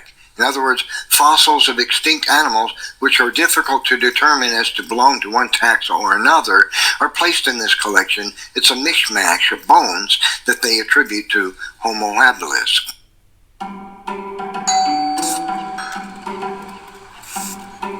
Oh, I don't think... quote unquote. Thank God we had a ad break there because my brain needed to decompress. My immune system is working overtime. I've had about 6 aneurysms over the course of this video. Here we go. So there really is no species to speak of, Homo habilis. It's a collection of bones, and evolutionists can pick and choose from the bag what they want to make a creature and then put on display and say, look, this is your ancestor. I hope it's evident just how much dishonest extrapolation is going on there. Sorry, you'll have to forgive me. You know how dogs are. I had to stop and let them out. But yes, let us continue. This is a long video for my end and for your end. So Tattersall and Schwartz have described the status of Homo habilis as an all-embracing wastebasket. Now that's where the quote ends. This is also from 2001, so this is an earlier source than the one where Tattersall and Schwartz talked about the difficulty of defining genus Homo. So that in and of itself makes this entire portion irrelevant because it's an outdated position that's being kind of put on Tattersall and Schwartz, as well as the fact that Tattersall does not think that Homo habilis is a false species. Let's show the email correspondence one more time, folks. But also keep in mind that this is from species to swept is essentially where the quote seems to end. Wait, is that where it ends? I actually have no idea. I can't tell. Well, that actually might still be them. I can't tell. But keep in mind, 2001, that is still, if this isn't, you know what, maybe we could just look the entire thing up. No, that's a waste of time. If that is what they said, it's an outdated position by them. But I very much, I kind of do doubt it. You know what? Standing is definitely just gonna, if he makes a response video that I will inevitably watch, he's gonna harp on this if I do say that it's fake. Okay, so Tattersall and Schwartz, extinct humans. Tattersall and Schwartz, extinct humans. Let's see. Oh, okay, this is a book. All right. So I don't actually think there is a way for us to see if they said this, because I'm not buying the book. Let's assume that they did say it. It's an outdated position. Okay, number 13. Koeman and Clark list several major morphologic traits of STW53 that they believe warrant its inclusion in the genus Australopithecus, including teeth that are very large and a brain case that is frontally narrow and restricted. Okay, STW53. Let's investigate. STW53. Homo gautengensis. Interesting. So it's a sister species potentially to Homo habilis. So it's not even being proposed as Homo habilis. Now, let us briefly consult the current consensus. The reason I keep consulting this this textbook is because textbooks are usually a pretty good way of knowing what the consensus is, because it's what's being taught to students. Okay, let's see. Let's see if we mention gautengensis in here, because therein lies the question. No? Yep. Okay.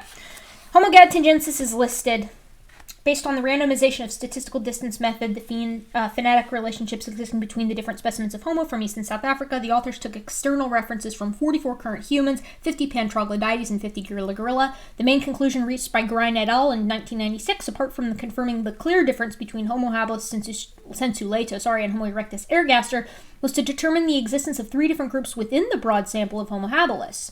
That included STW53, so the one we're looking at here, gautengensis, SK847 from South Africa, OH24 lists a bunch of hominids, essentially, hominins. And essentially, they reached the conclusion, the limitations of the analyzed sample make it problematic to accept the necessity of creating a single species for ER1470, but we mentioned here this work because it includes a second suggestion to create a new species within Homo, even if tentative, replacing STW53 and SK847. So they're basically saying maybe Homo gautengensis. Big maybe. So that's what we'll go with, because believe it or not, I accept the consensus of people that sit and do this all day, every day. So, cool work there, Neffy. Talking about how the morphological traits of, let's see, when was this? 2000. Okay, so they're arguing that STW53 should be in Australopithecus. Problem is, this book I just listed is from 2017, like I said, and they are not putting STW53 into Australopithecus. Let's see if they mention Kuhlman and Clark. That would be an interesting deal, would it not? Because I actually have no idea if they do. Okay, let's see. It doesn't look like it. Nope. Wait. Yes, but not by name. The alternative would be to place their specimen within Australopithecus africanus. The biggest problem linked to Homo gadoliniensis is phylogenetic. If it is very ancient Homo, what is its evolutionary relationship with other early Homo? And particularly, what role does it play in the transition of Homo erectus? So essentially, they're saying no, it's probably not going to be Australopithecus africanus based off of the morphologic traits. Let me double check. Sometimes you gotta check the little pictures too. Yep. Yeah. So the last assessment of Homo gadoliniensis looks like it was comparing STW53, so the one we just looked at, with SK847, and this was in 2009. So after Kuhlman and Clark, and it was by Grine et al. 2009. There you go, folks. Only the most up-to-date information for the watchers of the subscribers of Gutsick Gibbon. The same cannot be said for Neff, apparently, and Standing for Truth. Now, Tattersall and Schwartz have described the creature as a wastebasket species into which a whole heterozygous variety of fossils could be conveniently swept. Kuhlman and Clark listed several major morphological traits that they believe warrants its inclusion in as Australopithecus as well. So there's controversy over this creature. Postcranially, the creature looks more like Homo habilis than anything else. Australopithecines.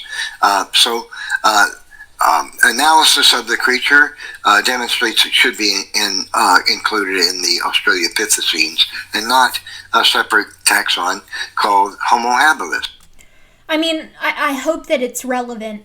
I hope it's evident. It certainly is relevant, but I hope it's evident that Neff is, again, equating multiple different specimens as a single specimen. Like, I think Neff genuinely thinks that all of these analyses were done of the single original type specimen. Maybe he doesn't. If he doesn't, that's almost more problematic. Okay, number 16. The most significant postcranial remains attributed to habilis belong to a partial skeleton OH62 from Wildaya Gorge, Tanzania, where I've been, which belonged to an individual that at the time was estimated to be as small or smaller than any known fossil hominin. Okay, why is that relevant? Yes, it is indeed. OH62 is small. Analysis of limb proportions have indicated a more ape-like humerofemoral index in OH62 compared to Lucy skeleton, but this result depends on the limb length estimates being correct. Okay, so, again, like, he's listing like facts about different specimens and mixing them in with opinions on certain specimens and assertions by creationists. And he's listing them all as Homo habilis problems.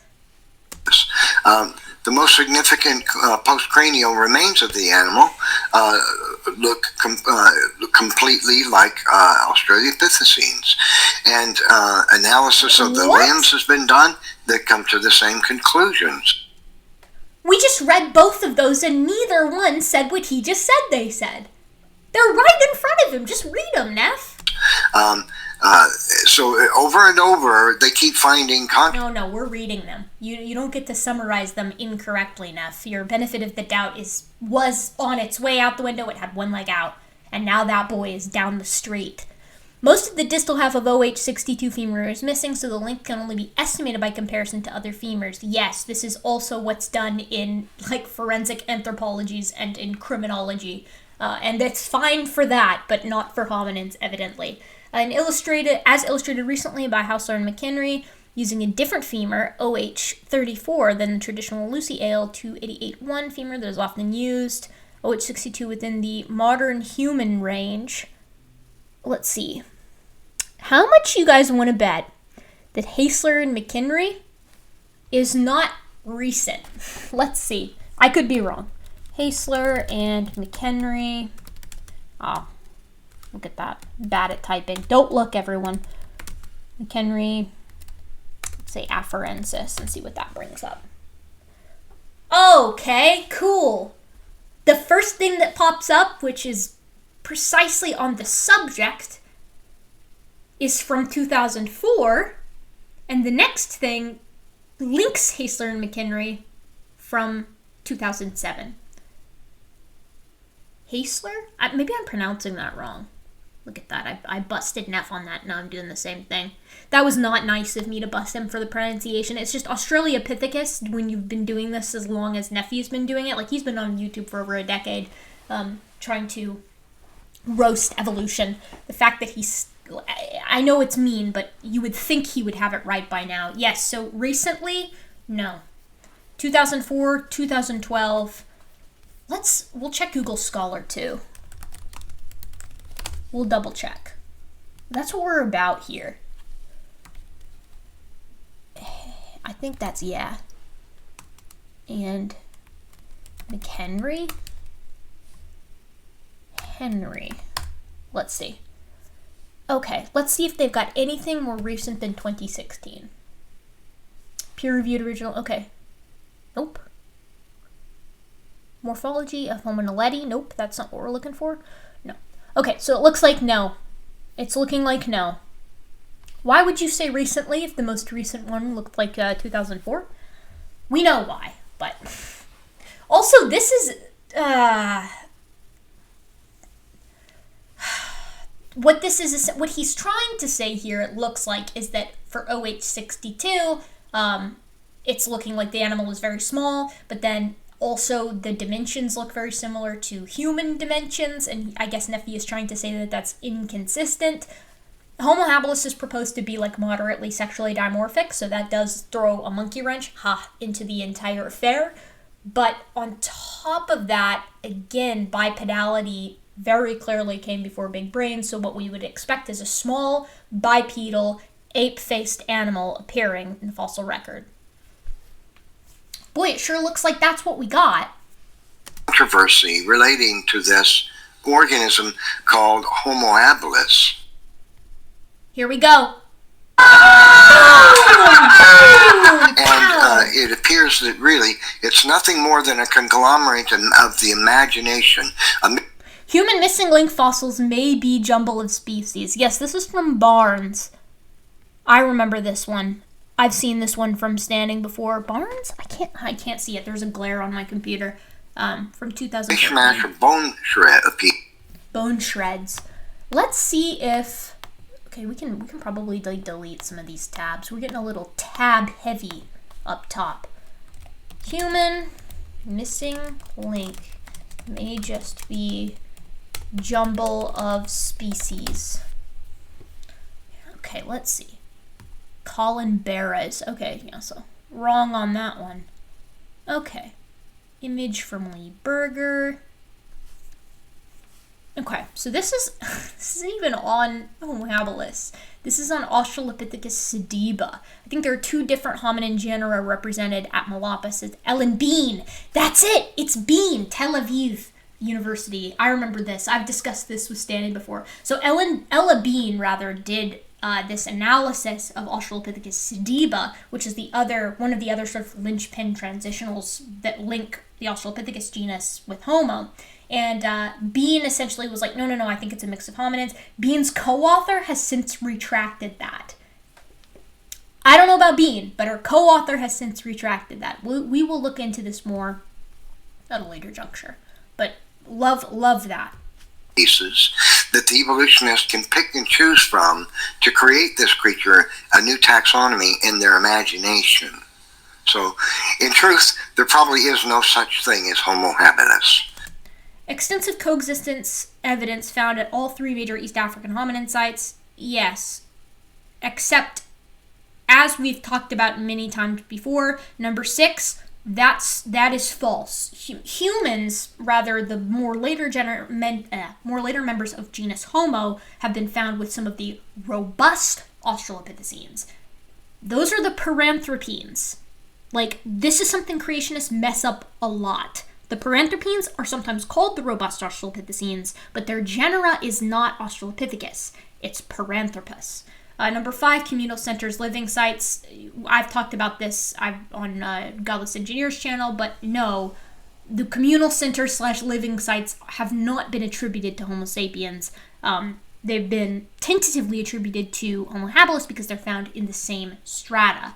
Now, they're very basal. No one today builds shelters as basal as what it looks like the ones we're finding with Homo habilis. So again, very similar to the stone tools thing, you would not expect, nor was it ever predicted from an evolutionary perspective, that we would be jumping from super basal stone tool use, like the kind we see in chimpanzees, to incredibly complicated and what's the word I'm looking for?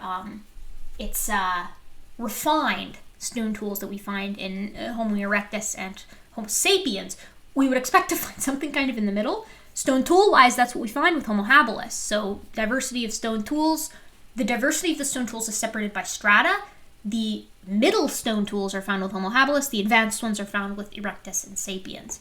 Human footprints and human bones, not found with Homo habilis. Thousands of butchered bones, yes, we do find those. But we also think that Homo habilis butchered animals. And by butchered, I mean they took sharp rocks and used them to scrape meat off of bones. Very primitive method. I mean, this is like not that far off from what we see in chimpanzees with their use of stone tools to crack nuts and things like that. The windbreak shelter, that's essentially the same concept as number 5. It's a mishmash of bone pieces that probably belong to several different extinct ape species, including Afarensis, and never actually existed as an individual species. Here we go. Boom! That's all. Amen. Whew. Amen. You just knocked it out of the park there, Neff. I loved where you said the evolutionists can pick and choose whatever they want from the bag. Bag of mixed bones and make whatever. This comes from contested bones as well. These are 2 postcrania specimens. Now, if you want to look at skulls, again, we have a much better representation.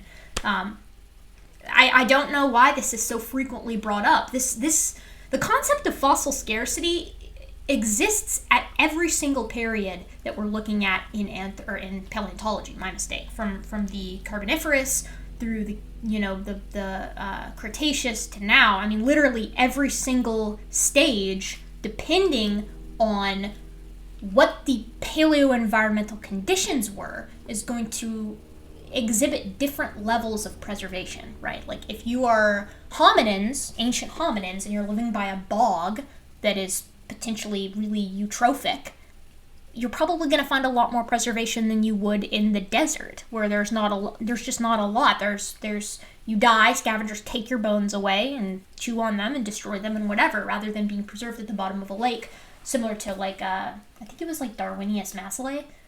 It's like an adapted primate from Eocene, I want to say. Anyways, different conditions lend themselves to different levels of preservation is what I'm saying.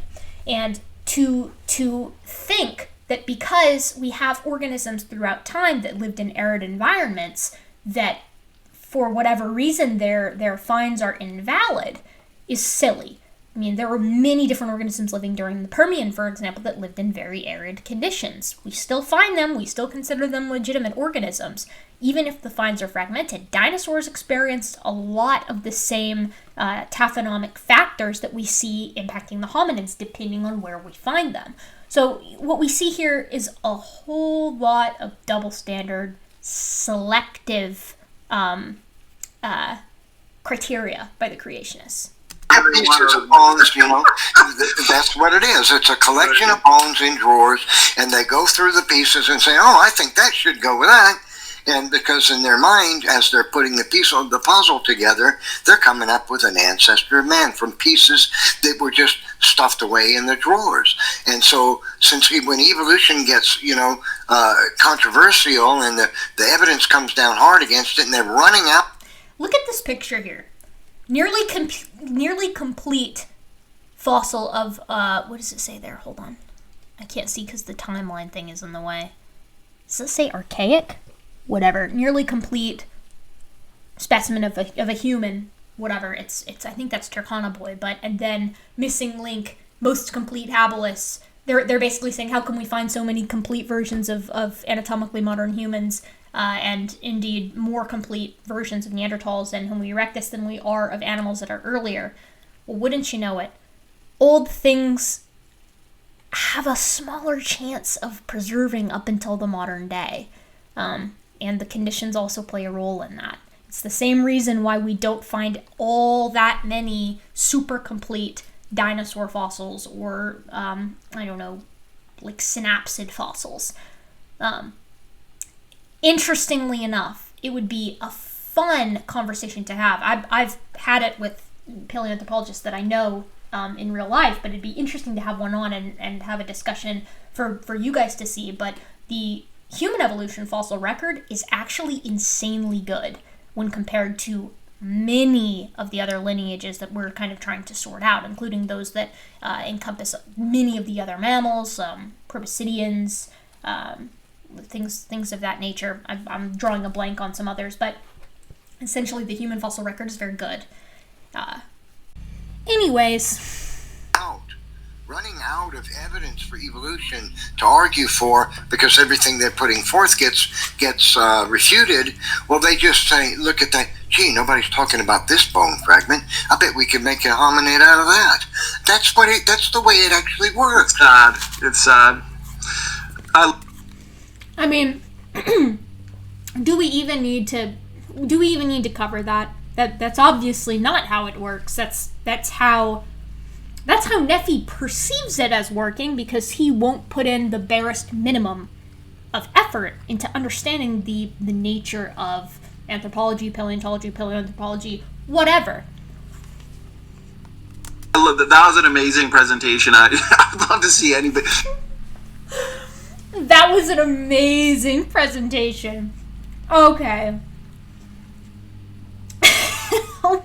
Okay. Yeah, that was, Like I'm a student of this, and I can sit here and, like, with just a little bit of Googling, I can roast everything that they've said, find all of the quote mines, explain why they're misusing the quotes, and why they're not understanding or even addressing most of the data, if not all the data. I've actually heard very few correct things said in this entire video, and a lot of them have been said by accident. See, here's the thing. It's not going to stop them from still defending this pathetic bag of bones called habilis, which is why it's referred to as a waste basket. Waste basket, a garbage. Two different paleoanthropologists have called it. One called it a waste basket, another a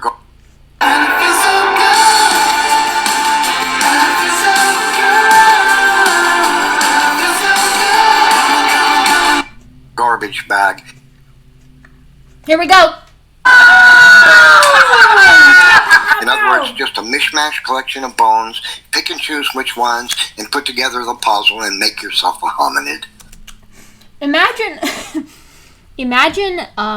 being Neff and Standing, quoting Tattersall and Schwartz, and then seeing in a response video an email from Tattersall absolutely BTFOing what you just said in an attempt to represent them honestly. Come to think of it, that's a very charitable move on my part to say that was an attempt to represent them honestly, using an outdated opinion and not actually reaching out to the author to see what it is they think currently. Again, I wasn't actually the one that reached out to Tattersall. That was a friend of the channel. But we got a lot to get through. Let's let him continue. Yeah. It's like a game. They should open a theme park where Hey, they've we- got hey, a big bag of Padilla We phones. need to create a creationist evolution game with little pictures, little puzzle pieces of different phones, and make you call it make yourself a hominid. And you just open the box and start putting them together like Legos, you know. I think you're onto something. You're onto something. Make yourself a hominin. Just like Lego. Dump them out.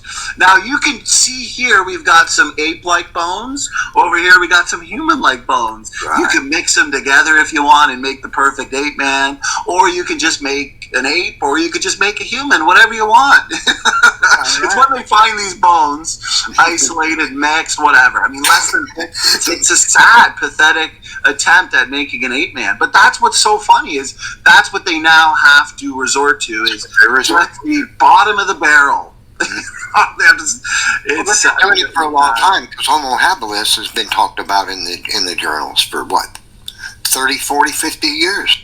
I'm really sorry that I subjected you to that exchange.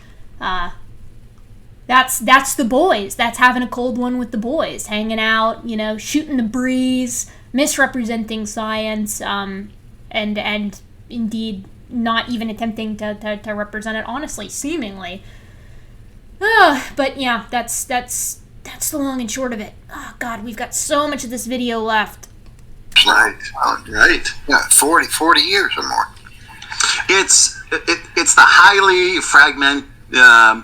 fragmentary, so-called fossils that are used when, in fact, like you said, false taxon, artificial species, artificial construct. It's sad. The public really needs to be aware of this.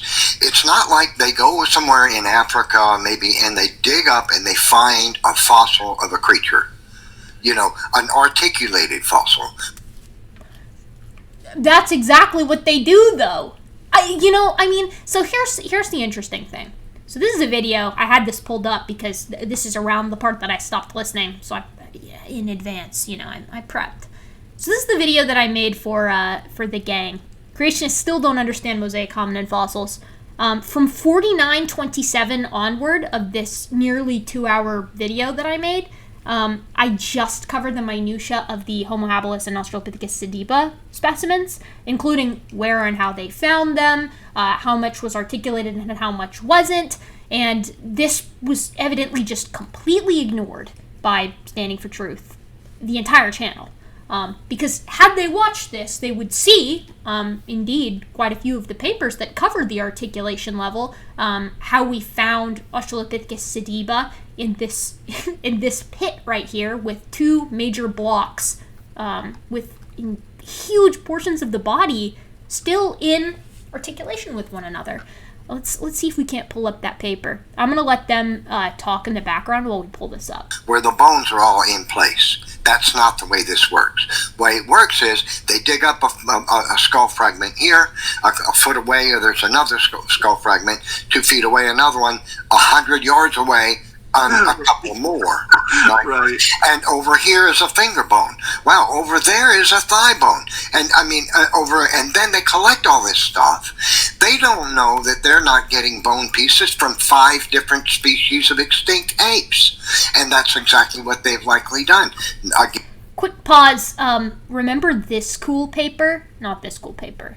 Was it this cool paper? Hold on. This cool paper. The one right here that I was just over. Where they came up with a technique to do exactly what Neff just said that they couldn't do.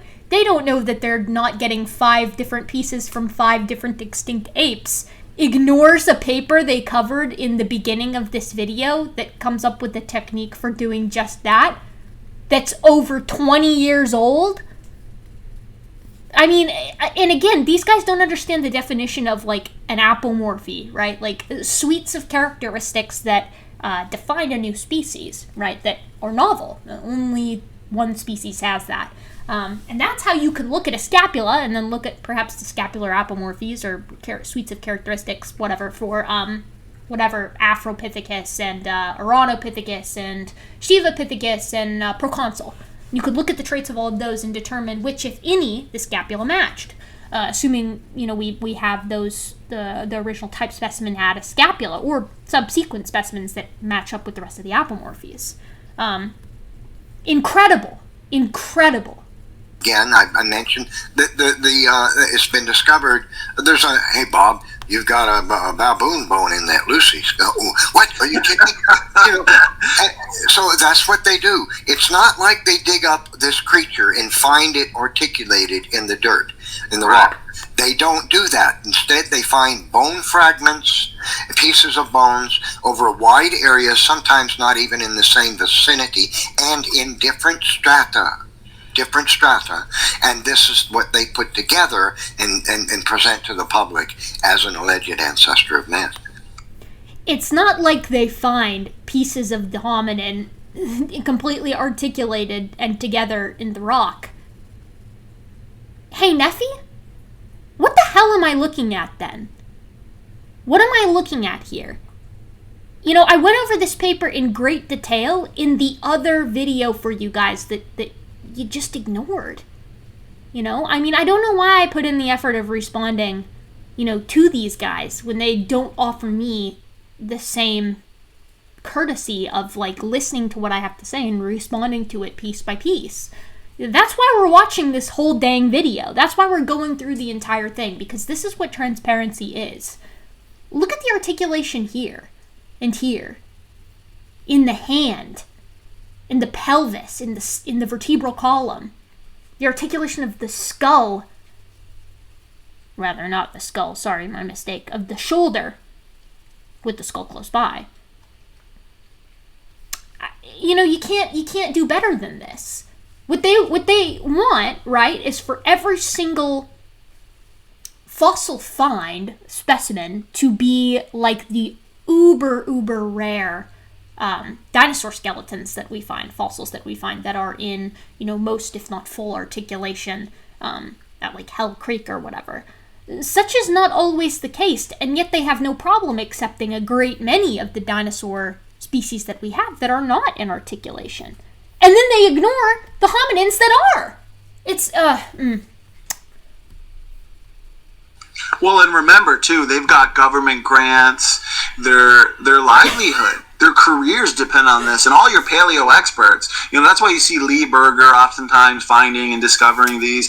They all want to find the next big, famous missing link. It's going to make them famous. Who was it that got embarrassed? What was it, about a couple of years ago? Several years ago, he presented some fossil find of a alleged hominid, and he presented it to the world. It was a big to-do. They had big photo shoot sessions of it and everything. And then they come to find out it was just an ape. What was it? Wasn't it just an ape? I can't remember the name of that, but it was... Was it a lemur? The guy... it ruined his career, probably. It ruined his career, probably. No, it didn't. He's talking about Darwinius massillae. He's talking about... Standing actually had it right. It is a type... It's kind of like a lemur. Darwinius massillae. Whatever. I definitely spelled that wrong. Darwinius massillae. This individual right here, Ida. And no, it wasn't an ape. No, it wasn't an ape. Neffy, put in the effort. Come on. Please.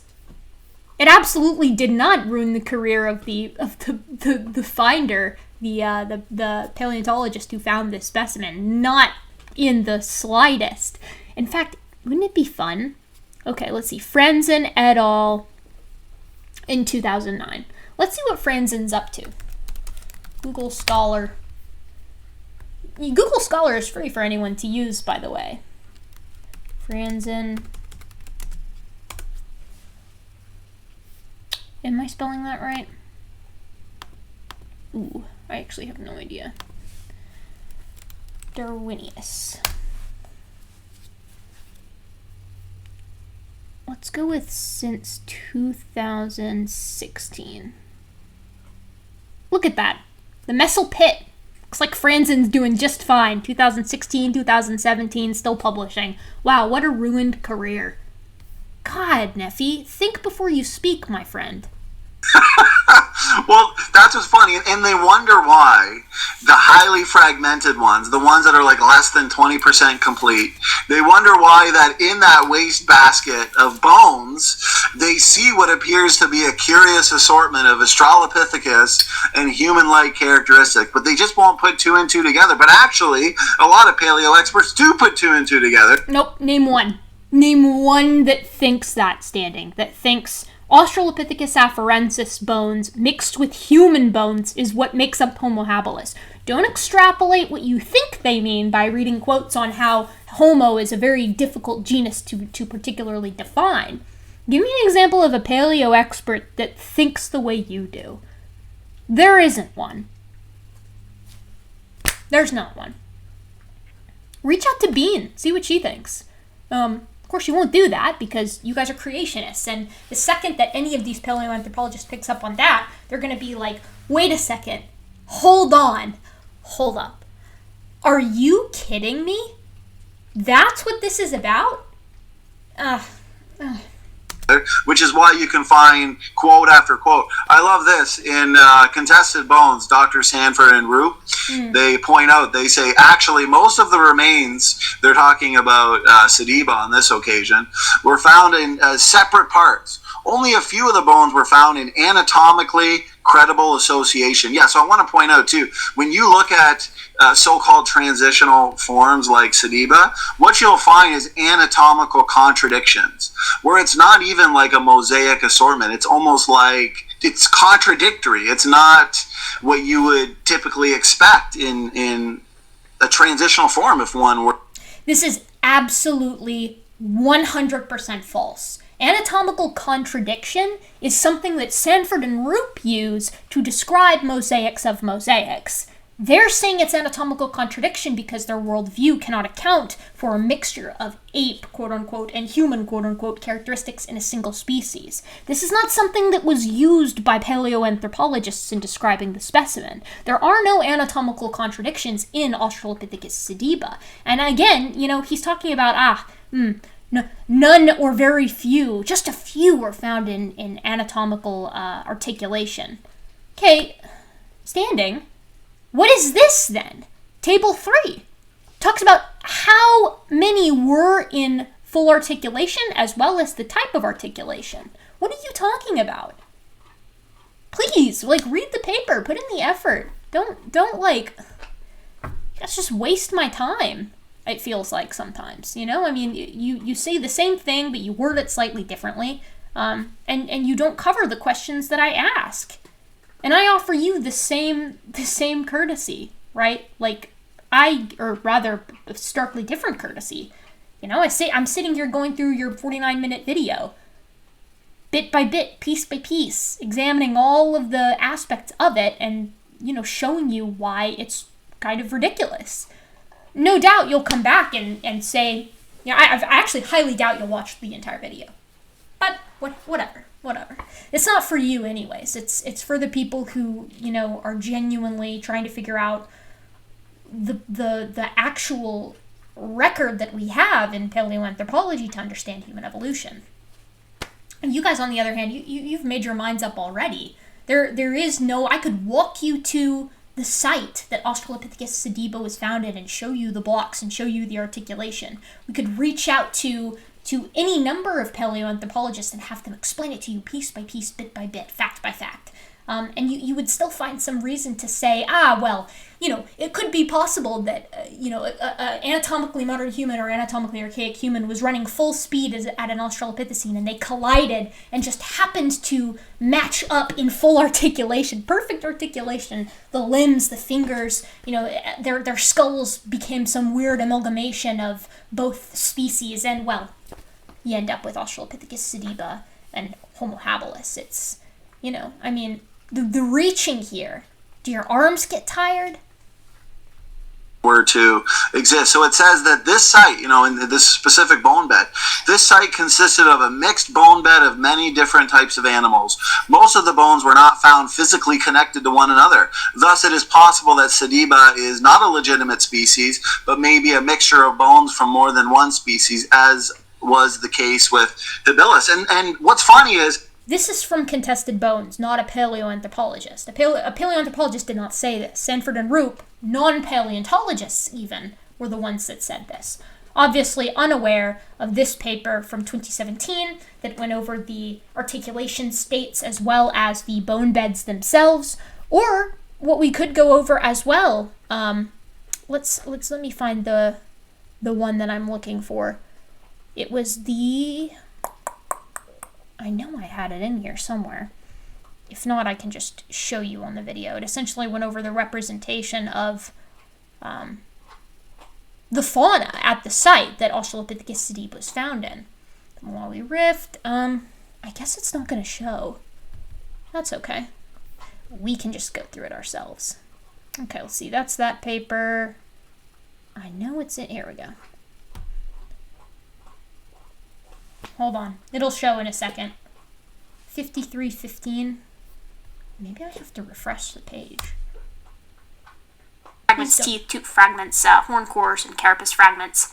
And then they, thankfully... Now it's going to show in. Look at this. I'm getting... this is what you call karma. Universe karma. Hello?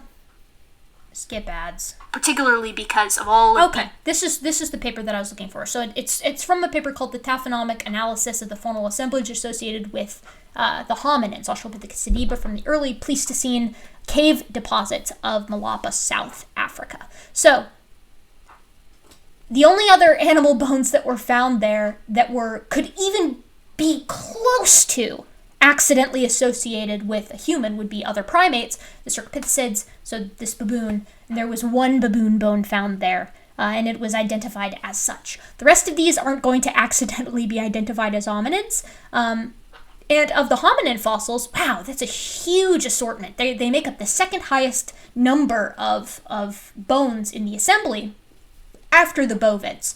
So keep that in mind when, of course, we look back at our... Hello? Oh my god, is it not going to show us? Wait, yes it is. Here we go. At our actual fossil assembly itself, right? So figure 6.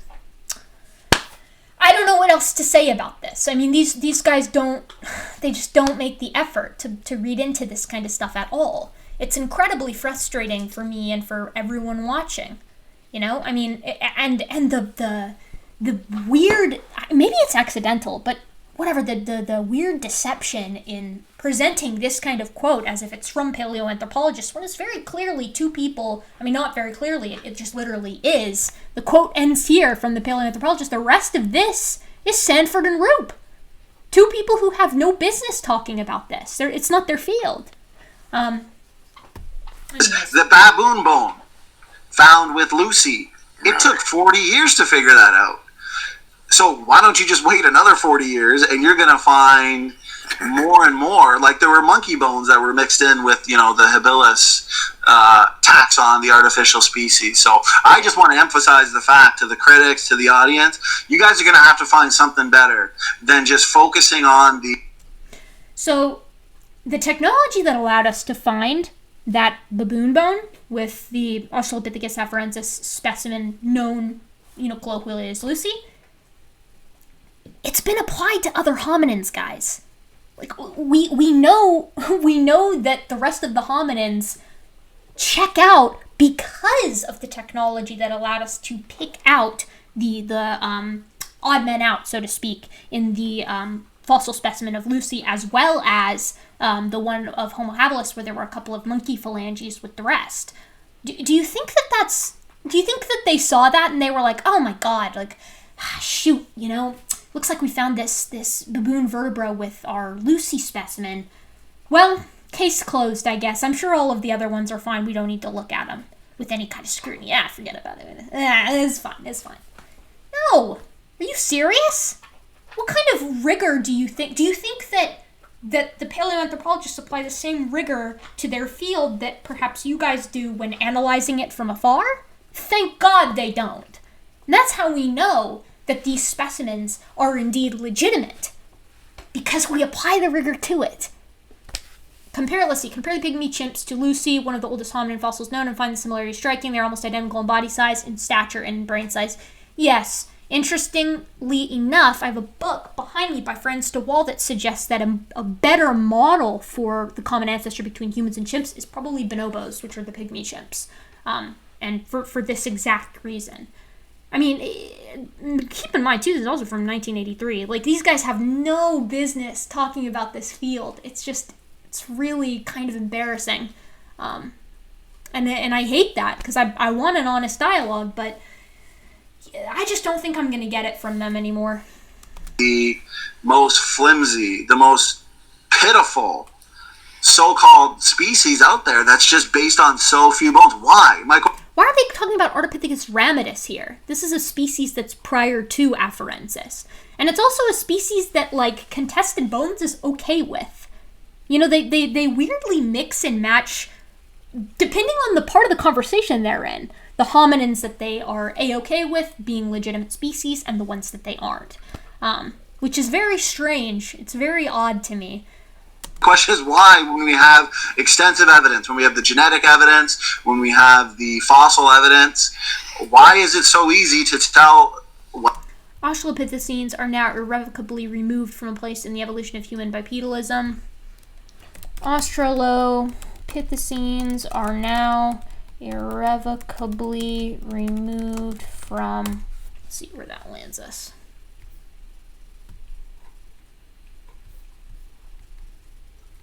Oh, look at this. This is from ICR. Are you serious? You're going to present... Are you kidding me?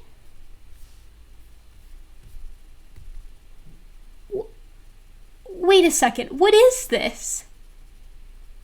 Charles Oxford in 1983.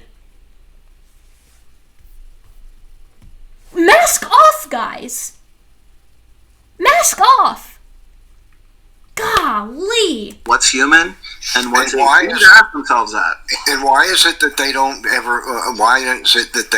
Dig in the earth and find an Okay, Neff is about to say, why can't they dig in the earth, find a fully articulated specimen? I've shown you that we can and do.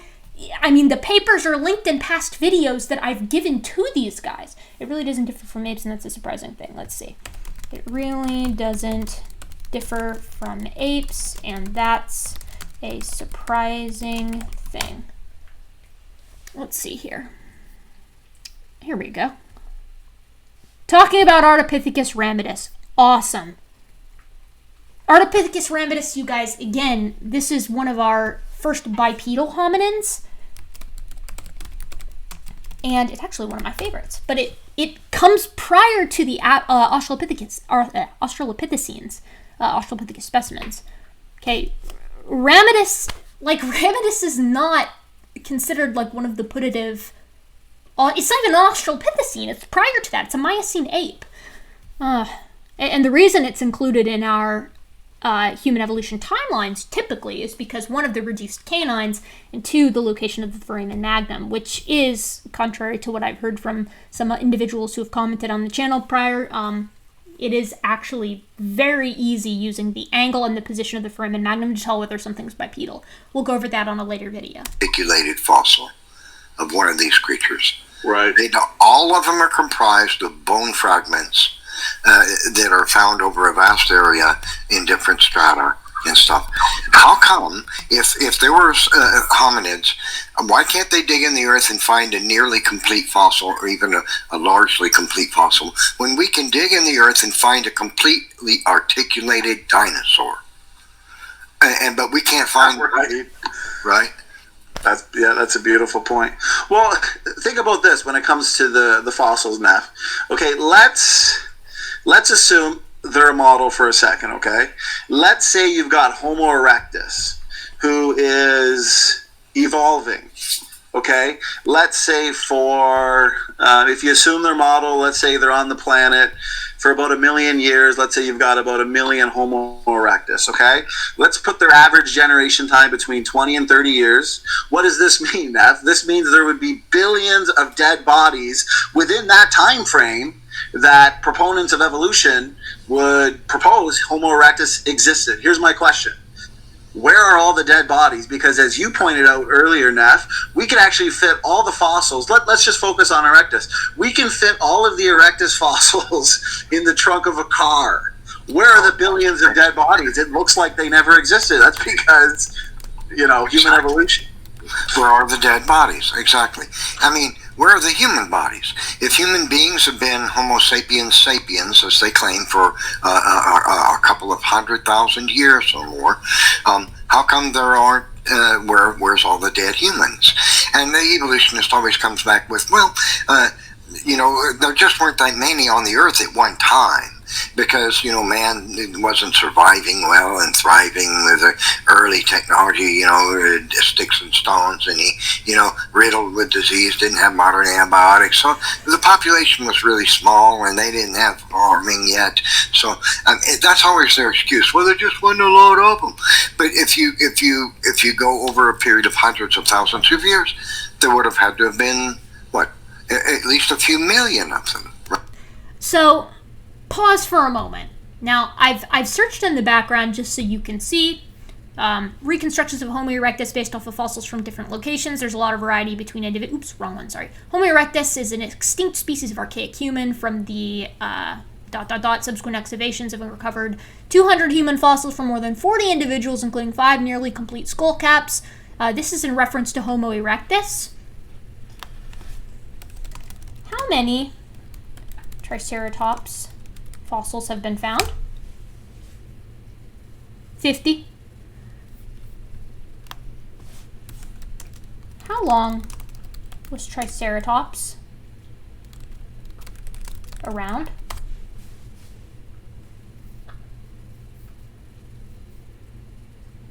At least 2 million years. At least 2 million years. 67 to 65 during the end of the Cretaceous, at least 2 million years, 50 individuals.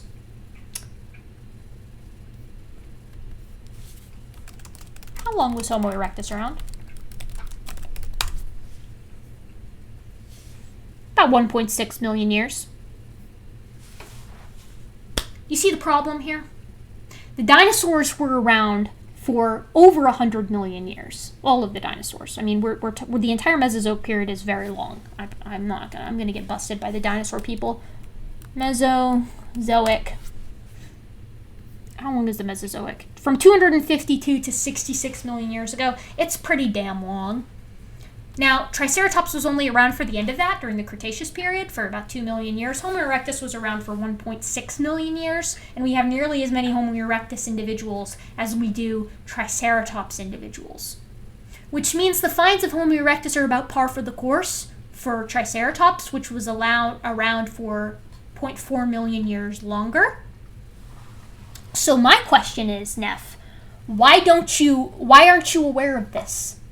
Neff and Standing, why are you guys not aware of taphonomy? Why are you guys not aware of what it takes to be fossilized? Why aren't you aware of how difficult it is for specimens to fossilize, and how the dinosaur fossilization, the representation of any given dinosaur in the fossil record tracks pretty well with the representation of the hominins. In fact, the hominins are pretty well better represented than any other lineage. So the answer to the question, where are the millions and millions of bodies? Where are the millions of dinosaurs? Why don't we find more of them? Especially if there was a global flood.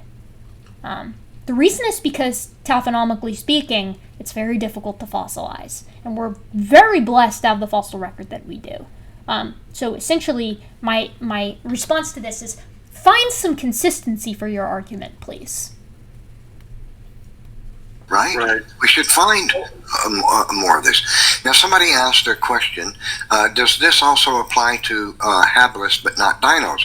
Well, dino fossils are found articulated.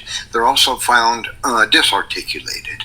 And then there's non-articulated fossils. Let me describe those three kinds for you. An articulated fossil means you find an organism and it's complete. All of its bones are right there because you have the whole thing. It died right there, it fossilized right there, and you have them all. Then there's, or maybe not all of them, but you have a lot of them. A large percentage of the animal's bones are present. Or there's a disarticulated fossil, in which you'll find the bones of the organism, but not in the positions that those bones would have been in while the organism was living. Something has happened to cause its bones to be scattered around some. So that's called a disarticulated fossil. Its body parts have come apart by decay or scavenging and spread out a little bit, maybe a lot. So that's a disarticulated fossil. Then there's a non-articulated fossil, and that means you find you find a piece of, and this is what the habilis in other creatures typically are. You find not just the organism's bones in a small area, but they're not connected up like they would be when the animal was living. But we're talking about finding pieces of bone over a vast area, hundreds of yards apart, maybe a quarter of a mile or a mile and a half of area, and they find these different bone fragments, and they put them together and say, look, this was that creature, when they can't possibly know it. That's what Homo habilis and Australopithecus are, is completely non-articulated fossils, where the bones have been found in various places, hundreds of yards, if not thousands of yards away from each other. See, so you can have an organism die and get buried by the flood just like that, and fossilize. His body parts are in the position that he was in when he was sealed in mud and became frozen in time, and he fossilized. You dig him up, you find the guy's bones, the animal's bones, all in the position they would normally be if the animal was living. Then you find we're disarticulated, where the bones have been spread around some, they're not all connected up like the right ones, like they should be. And then completely non-articulated, where the bones are found over wide areas. That's what we find. All three types, fossils of dinosaurs and other creatures, are found in all three types. But we do find articulated fossils of dinosaurs where nearly all, if not all, of the bones of the creature are in the ground, in the rock, in the position they would have been in when the animal was buried in sediments and died immediately because he was buried in the flood. But we find none of these hominids, these alleged ancestors of man, are articulated. They're all non-articulated.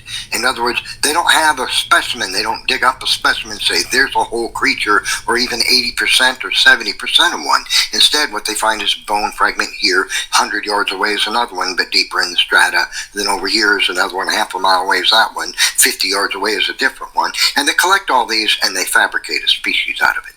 That's what we actually find when it comes to these hominids. So, can we appreciate that Nephi doesn't actually know, like, what articulation kind of can be separated into? He doesn't know the categories. He doesn't know the grades. He doesn't know the types. He doesn't know the states. He mentioned articulation, de-articulation, and non-articulated. If I remember, that felt kind of like a fever dream, so I might have butchered that a little bit. But if memory serves, the two second categories that he listed were like the same. So he's basically saying you find them one after the other, articulated perfectly. Hold on just a second. Articulated perfectly, right, one onto the other. Or you find them in association with one another, kind of near each other, or you find this here and this 6 miles down the way. I don't really know that those would be considered 3 types of articulation. Whatever, that's fine. Again, he is wholly incorrect, trying to put this macaque skull back together. He's wholly incorrect that we don't find hominins in states of articulation. I gesture to this same paper. Just read one, guys. Like, just look at the one.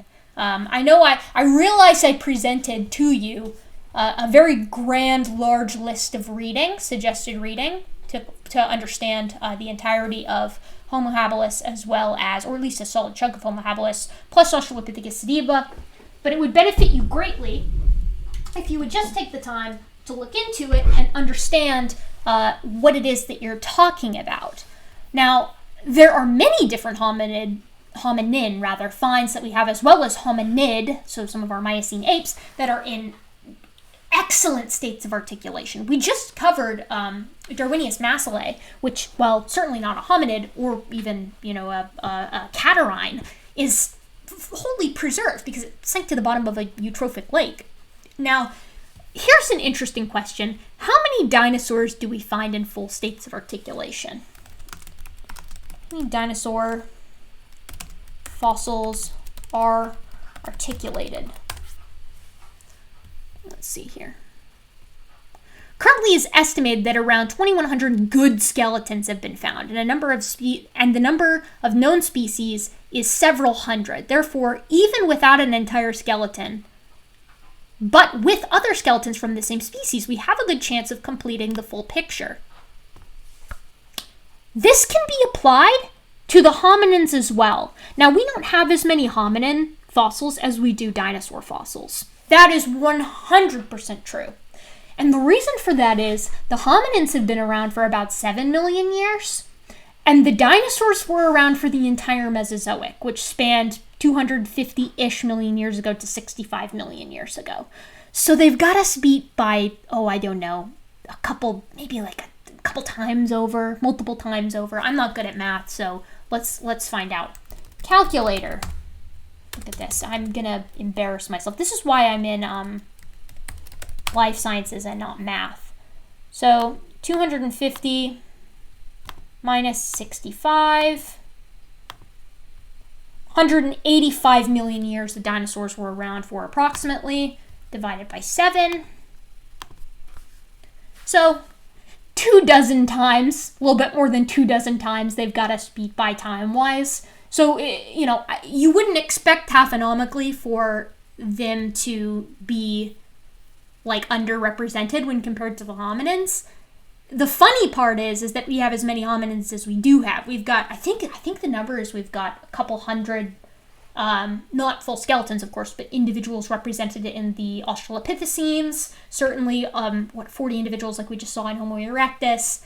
I mean, we're looking pretty good for the hominins, all things considered. Of course, we put a lot more effort into finding the hominins. That is absolutely true. But for Nephi and them, the real question would be, why do we have so few fully articulated good skeletons of the dinosaurs if a global flood killed off the entire population of life and those are the best conditions for fossilization? Work on that one, boys. Thought I'd clarify that for people. Well, that's a brilliant answer, and I'm glad that it was asked and you addressed it, because this was Erica who, would claim that this is her expertise, right? So she gets quite triggered when we point out the pathetically fragmented nature of the so-called best hominin.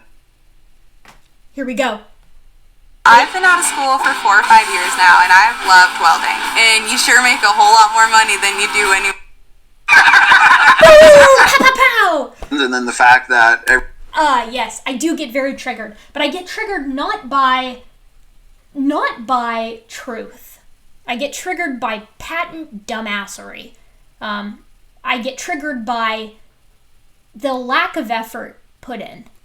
I get triggered by the supposed expertise that Neff is presenting. I get triggered by the wasting of both my and other viewers' times. I get triggered by the overconfidence in incorrect information. And I get triggered by the misrepresentation. Yes, all of those things trigger me. I am just like a rabid SJW when it comes to that kind of posturing. Yes, I get triggered. Now, I'm not saying that Standing and company are dumb asses. When I say dumbassery, I don't mean that.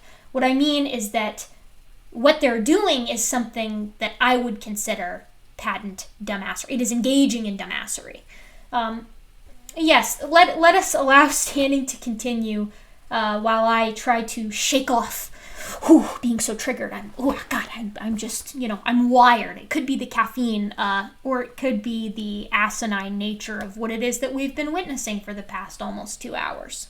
everything else we see in terms of the hominins fits perfectly with the biblical creation model. Her other argument is this, Neff. I'd be curious your thoughts. I find it kind of funny. We kind of addressed it earlier. She'll say, okay, yeah, oftentimes you'll find, a piece of bone here and then a piece of bone way over here, let's say a scapula.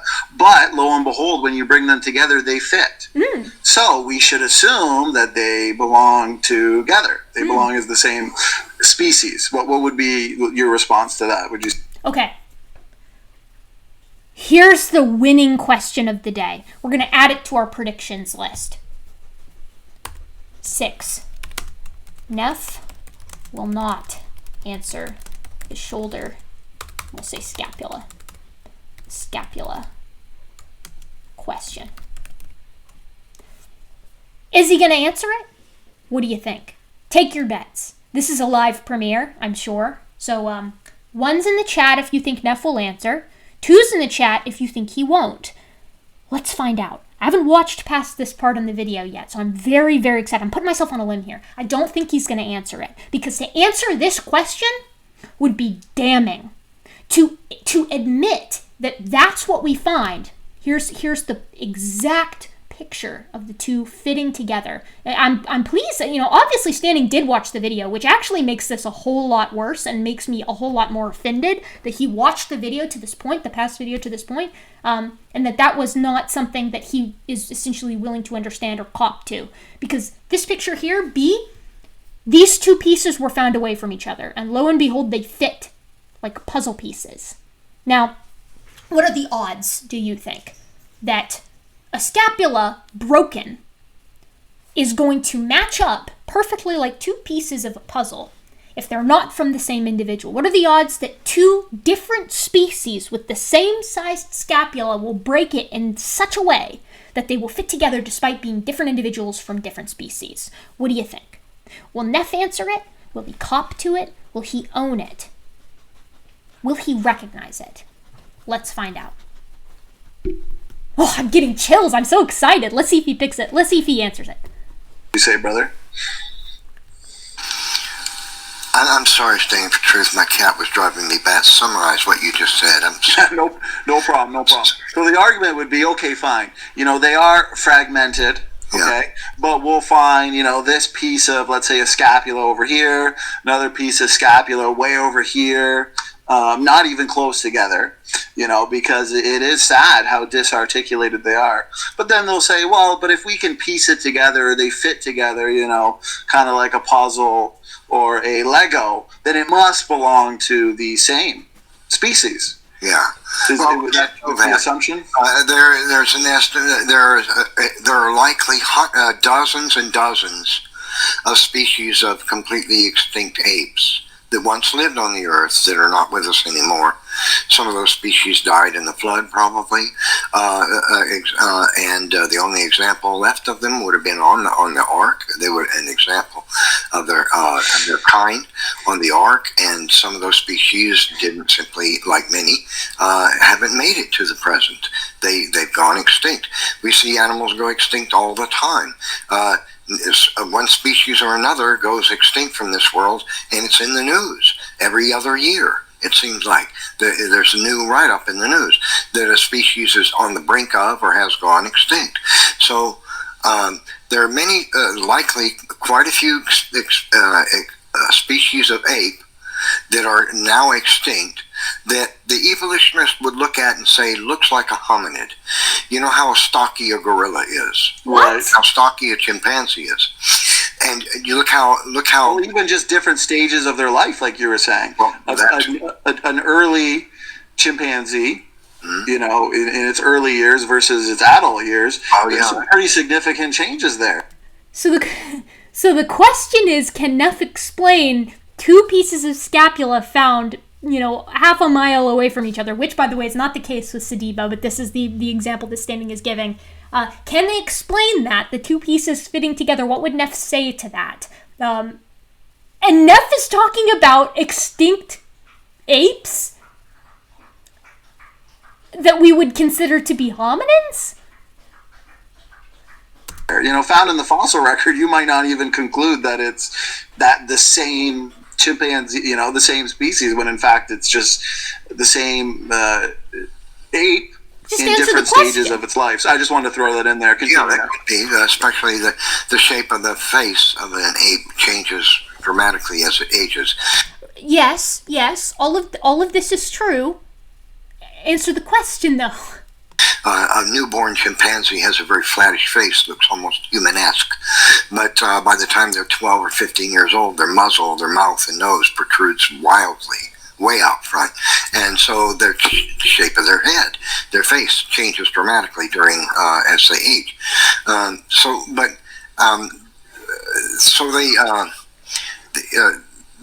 now I lost my chain of thought. What was it we're talking about?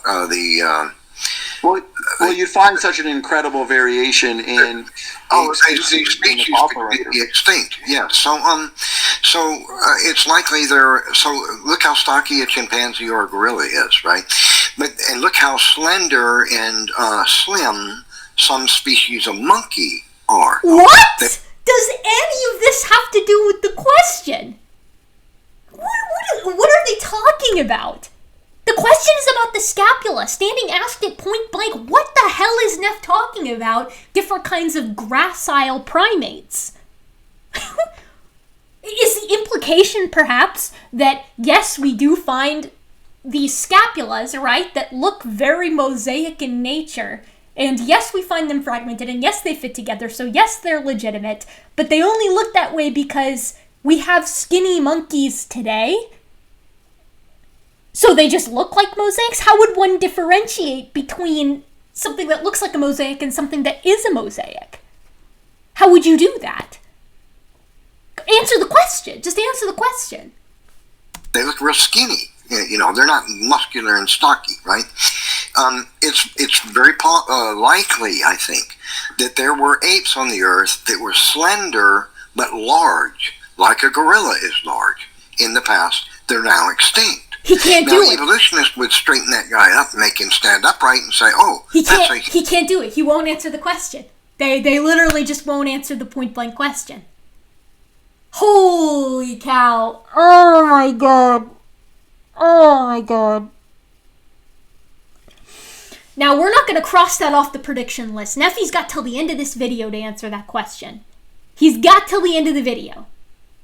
How come we find a mosaic of a mosaic in the scapula in two pieces, and the pieces can fit together like a jigsaw puzzle, right? And that is indeed a mosaic of a mosaic, right? How exactly does that fit within the creation model, Neff? Because what that essentially does is validate the entirety of the methodology that we use to link pieces of hominins together, that and of course the laser scanning. What is he going for here? Human-looking thing. He's got to be a close ancestor of ours, but not necessarily. Maybe he's just an extinct ape.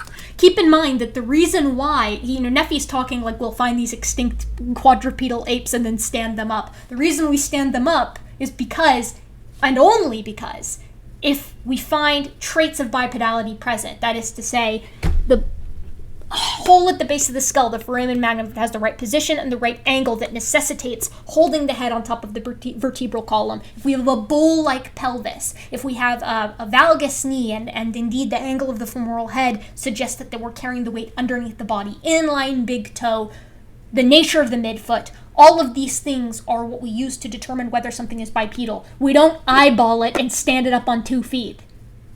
Answer the scapula question, Neff. That was slim, big, like a chimpanzee, orangutan, or a gorilla, maybe bigger than that even, but was not stocky and thick like a gorilla or a chimpanzee is. Maybe a more slender type of ape. Imagine a giant spider monkey, for example. Instead of being a little guy that could sit on your shoulder, this guy is 4 feet tall or 5 feet tall when he stands upright. But he's built structurally like a spider monkey. There were probably apes that existed immediately after the flood that got off the ark like that. None of such ape exists today, though. What does that have to do with the scapula? Ask yourselves, viewers, what does that have to do with the scapula question that Standing for Truth asked point blank? 1. 2. Why is Nuffy talking with authority about paleoanthropology if he doesn't understand the morphologic characteristics that lend themselves to categorizing an animal as bipedal? Let's look at a spider monkey skeleton. Spider monkey skeleton. Let's look at this real fast and see if this matches. Nope. Would you look at that? Look at the shape of the pelvis. It's not bowl-like. Look at where the vertebral column comes out of the foramen magnum. It's not ventral. Look at the limb proportions. Look at the big toe, the hallux. It's not in line. Look at the angle of the femoral head. It's certainly not lending itself to carrying the weight underneath the body. Look at the knees. Neff, answer the question. So an evolutionist could find bones for a creature like that is now extinct, and because of the slender shape of this creature and its height, they would take these bones and they would declare them to be that of an ancestor of man when they're nothing but an extinct species of ape.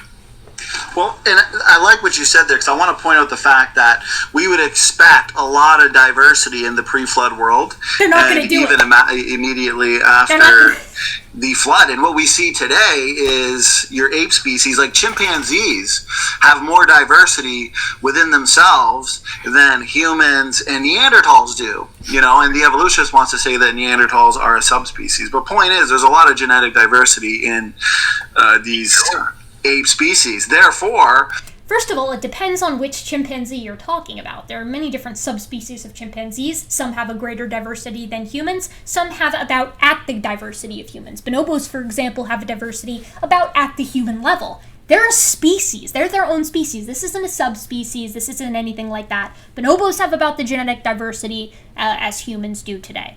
So, and they're about as similar to chimpanzees as humans are to Neanderthals.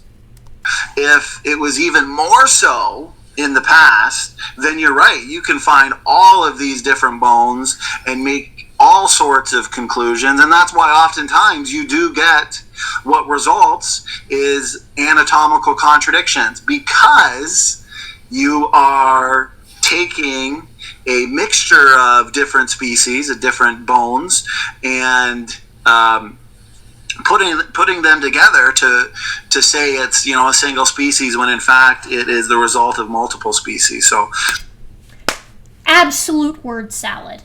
None of that had any bearing on the conversation.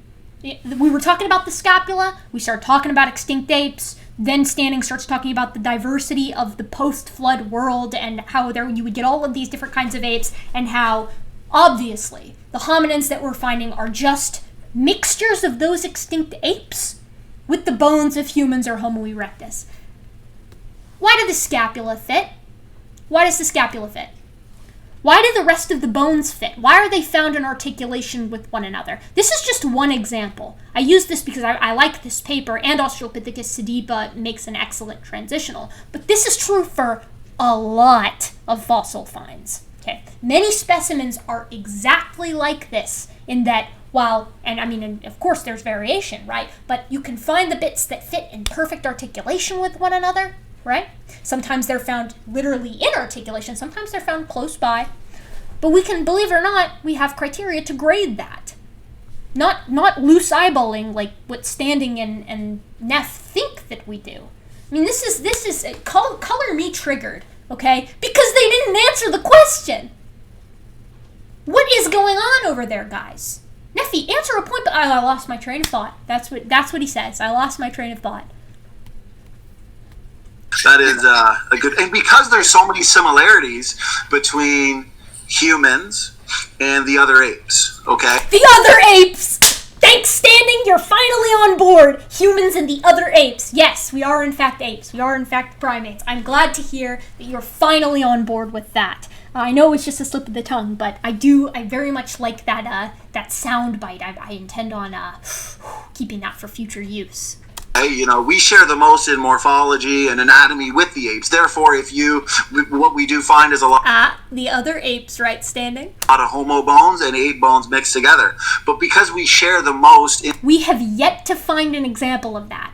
in paleoanthropology. The only exception is the Piltdown Man, which had to be artificially reconstructed, as a hoax, of course. But we don't find human bones with other ape bones mixed together in a bone bed.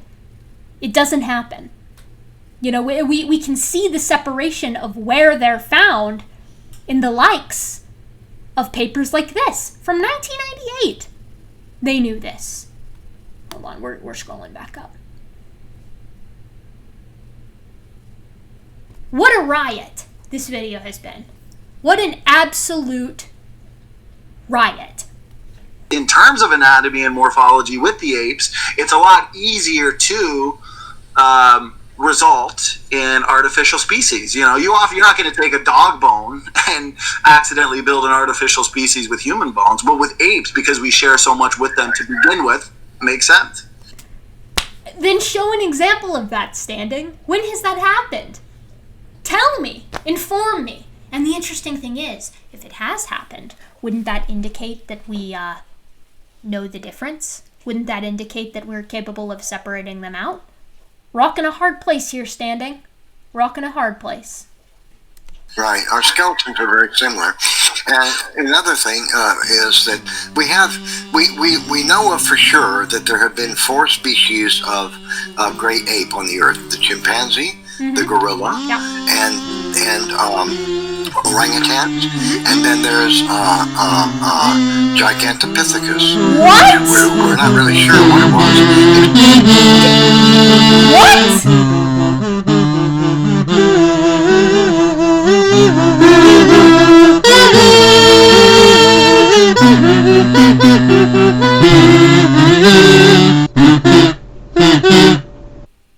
I need a drink.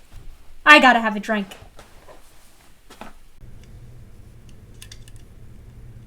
Just cut my nails. Hold on, I'll get it. There we go.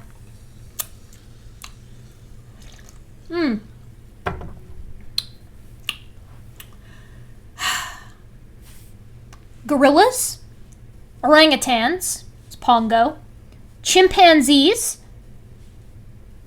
Gigantopithecus. Not bonobos, Gigantopithecus. Not any of the other Miocene apes, Gigantopithecus. Gigantopithecus! Oh my god. Neffy. Except that it was an ape and it was really, really big. Big. Standing 10 to 12 feet tall, upright, it would have been 10 to 12 feet tall, judging by the calculations based on the size of this jaw bone that they found. This would have been one big ape. Here's a good question for you guys out there. Why do you suppose that it's okay to extrapolate the size of Gigantopithecus and indeed accept it as a living, breathing animal from just a couple of jawbones and teeth, but having 40, 50, 60% of a hominin and extrapolating that animal is not okay? Just a question. Really, really big. So we know there's been 4, at least, species of great ape. But why only 4? Why? Wasn't only 4, Neff. There wasn't only 4. Are you kidding me?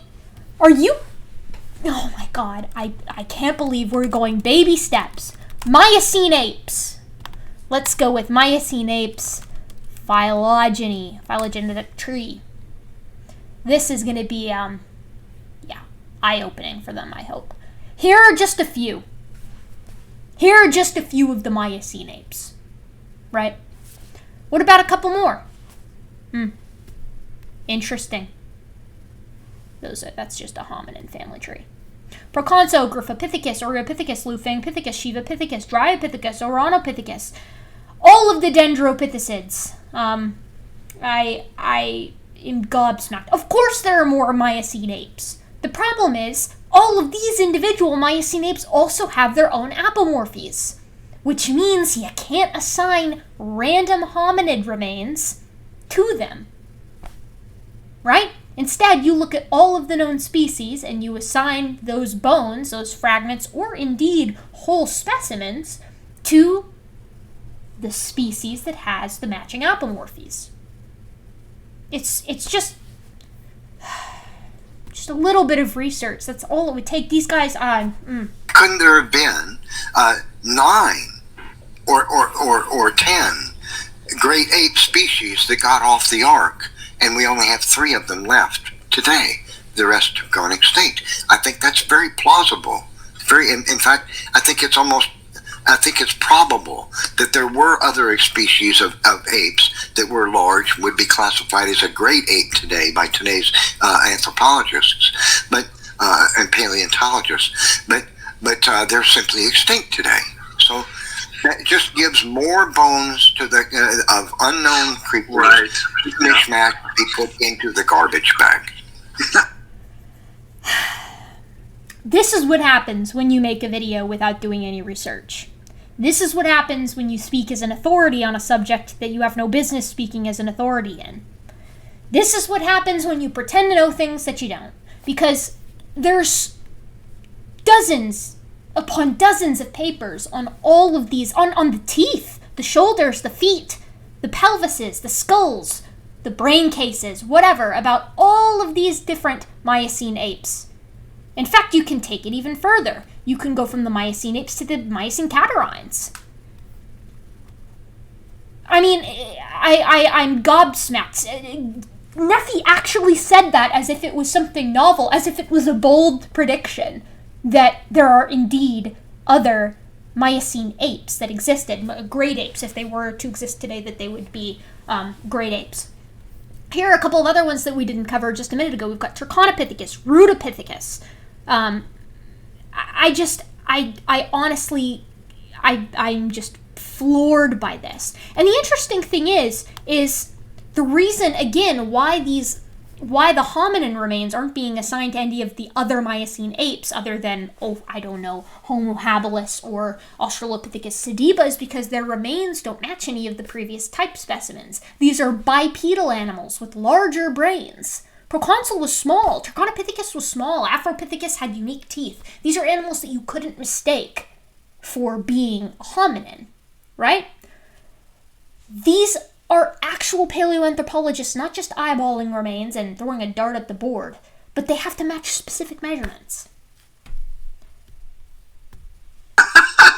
When you unload that garbage bag of mixed bones for multiple different species, you can make up any story that you want. And this is why this phylogeny right here, as you can see, I took this from Contested Bones, but it illustrates it perfectly that when we have nearly the full data, okay, when it comes to these so-called hominins, we can easily classify, as you can see here, humans, the humankind, Erectus, Neanderthalensis, Denisovans, Hobbits, Naledi. I would put Luzonensis in there as a newer fossil discovery. So easy, just based on the fossil evidence, the morphology, anatomy, genetics. And same thing with your gorilla-like ancestor, chimp-like, orangutan, Australopith. Easy to conclude, easy to build a phylogeny. And if you notice, what's left out would be your false taxon, your waste basket species, like your habilis, which is just pathetic, and your sediba. So that's the question, and we've asked it 5 times. It's like when the evidence is there, the data is there, the conclusion is easy. Only when we're looking at highly fragmentary data does it become confusing. Right, and the thing that makes this all possible for the evolutionists, the conclusion is easy. Just pulled that up in Contested Bones, want to be able to see it for myself. Why is it that it's okay to include numerous species in all of these supposed common ancestors of the individual kinds of genus Pan, gorilla, the Australopithecines? Why is it okay to include specimens in there that have remains that are less complete than Homo habilis and Australopithecus sediba? Why are Christopher Roop and Sanford selectively picking which hominin remains they want to consider legitimate and which they don't?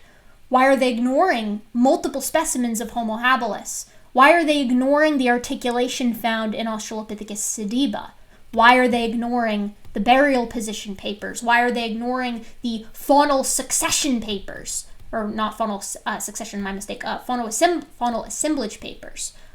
Why are they ignoring most of the data? Because the data is problematic. Because the data precludes creationism. Standing pointed it out very nicely. They don't even include them on this page. And the problem is, if they were to include them, they would bridge the gap. They would bridge the gap perfectly. They do bridge the gap perfectly. They represent enormously mosaic species, made up of mosaics themselves. This is something that Standing didn't mention. This is something he didn't talk about. This is something he ignored in this video, or has thus far. We'll let him continue. Only when we're looking at highly fragmentary data does it become confusing. Right. And the thing that makes this all possible for the evolutionists is that these are unarticulated fossils. No, that's just incorrect, Neff. That's just incorrect. You know, it's this is why you're relegated to talking about this on a YouTube channel instead of going out and, you know, writing papers on this kind of thing and, you know, making these phylogenies for yourself. This is why, like, Jensen is ignored and Sanford and Roop have been ridiculed for their book, because it ignores such enormous parts of the data set. Because a layman like myself, comparatively to the paleoanthropologist, can sit here and rip it to shreds. That's why. So I thought of a way to revise our little evolutionist game. Build your... A clear separation of ape and human type. What are the traits? What traits separate them? If it's so clear, you should be able to create apomorphies. You should be able to create suites of characteristics that are for humans and suites of characteristics that are for apes. But you can't do that. We don't see it. Jensen hadn't done it. Sanford and Roop certainly didn't. I read Contested Bones. It's not in there. So, what is it? What's the answer? It's not like they find a whole articulate... Yeah, remember I was speaking of contradictory... 7 years ago, I think. Yeah, and you pointed to the skull. Femur bone. You know, rarely do they actually find a whole bone, in fact. It's not like they find a whole articulated fossil. They don't need much. It's even worse than that. They don't often find an entire femur or tibula. It's pieces of tibulas. A tibula. A tibula. No. A tibula. That's not a bone. Neffy is, again, speaking with authority on this, and he just doesn't know it. He doesn't understand it. I was thinking that we were going to be kind of near the end here, but it looks like they're going through some more stuff. Sediba's rib cage is clearly ape.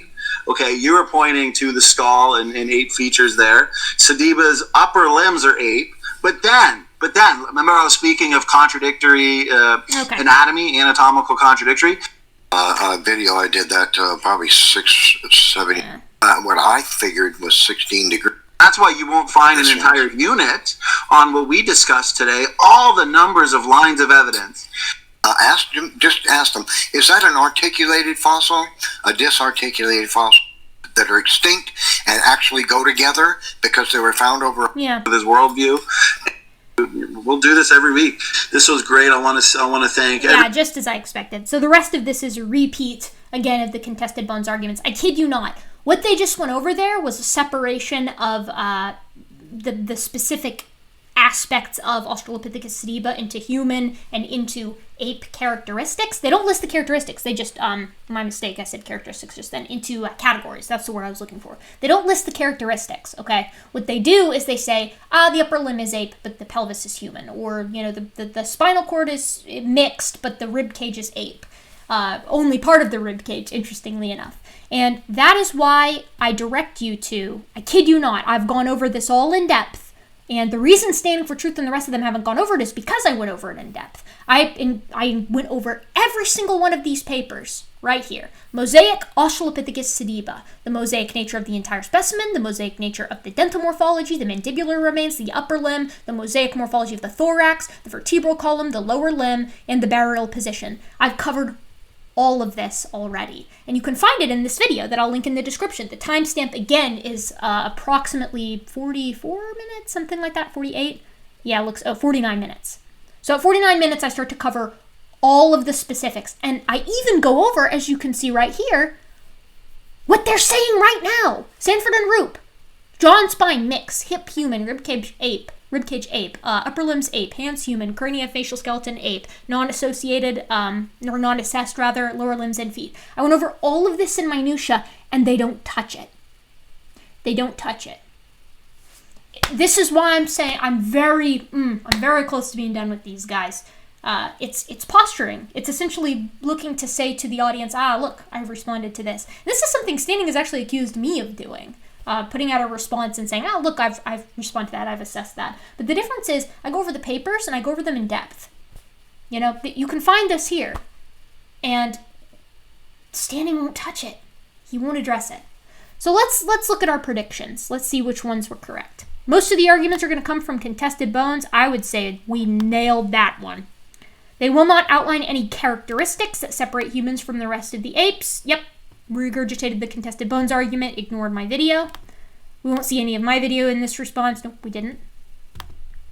Addressed the fact that the specimens of Homo habilis and Australopithecus sediba represent mosaics of mosaics in our morphology. Nope, Standing kind of started to touch it with the scapula thing, but then Neff didn't answer the question. This video is long enough. You know, we've responded to the minutia of this. And we've gone through it piece by piece. The only part that we skipped was the end because, as I guessed, it was just repeated arguments, and I don't know. It's a real shame because I don't think that these guys are dumb or anything. I think that they just don't want to look at the data as it is. If they did, we would see more papers. We would see an actual look at the data itself rather than casual gesturing at quotes of quotes from a book of quotes, right? Like from Contested Bones, written by two people who have no business talking about the field. And the same is true here. Standing and Neff and Romad and Jeremy didn't speak. Or Jared, I don't know this guy's, Ezard, whatever, Faithful, Honest, and True, I think that's what he goes by. They didn't speak. But, you know, Standing and Neff, there's a reason why they want to talk about genetics, with me anyways, and it's because I'm not a geneticist, and they think that they can kind of slip by me on those, and in some cases I'm sure they can. I'm not a geneticist, but I have a lot of experience in morphology. I picked up a minor in anthropology, so I at least know the field better than they do. And this has been a somewhat disgraceful display with regard to rigor, you know. And I'm going to put out a too long didn't watch because this video is a monster. I wouldn't watch a video this long. Just kidding. I would. I have. It's usually by them, just so I can see what, you know, kind of bollocks they're putting out. But anyways, I hope we've covered, you know, enough here today for you to realize that human evolution is pretty rock solid. The transitionals are untouched by these guys. They won't look at them. That's, you know, that's the long and short of it. So, my gentle and modern apes, thank you for, if you've lasted this long, thank you very much. I appreciate it. Don't forget to like, comment, subscribe as usual, and I'll see you in the next one. Hopefully that's going to be our biggie. We've got some guests. We've got some very good memery going on. It's going to be great. It's not going to be sort of a slog like this one. That one is much more creative and scripted and fun and enjoyable than this one was. And I'm going to need a couple more White Claws probably to cope with the light brain damage that I think I endured on that one. You know, Stand for Truth's a nice enough guy. I'd get a coffee with him, I would. He's just, he's not putting in the effort. So, I will see you guys next time. This has been Erica, and this is Gutsick Gibbon. Thank you.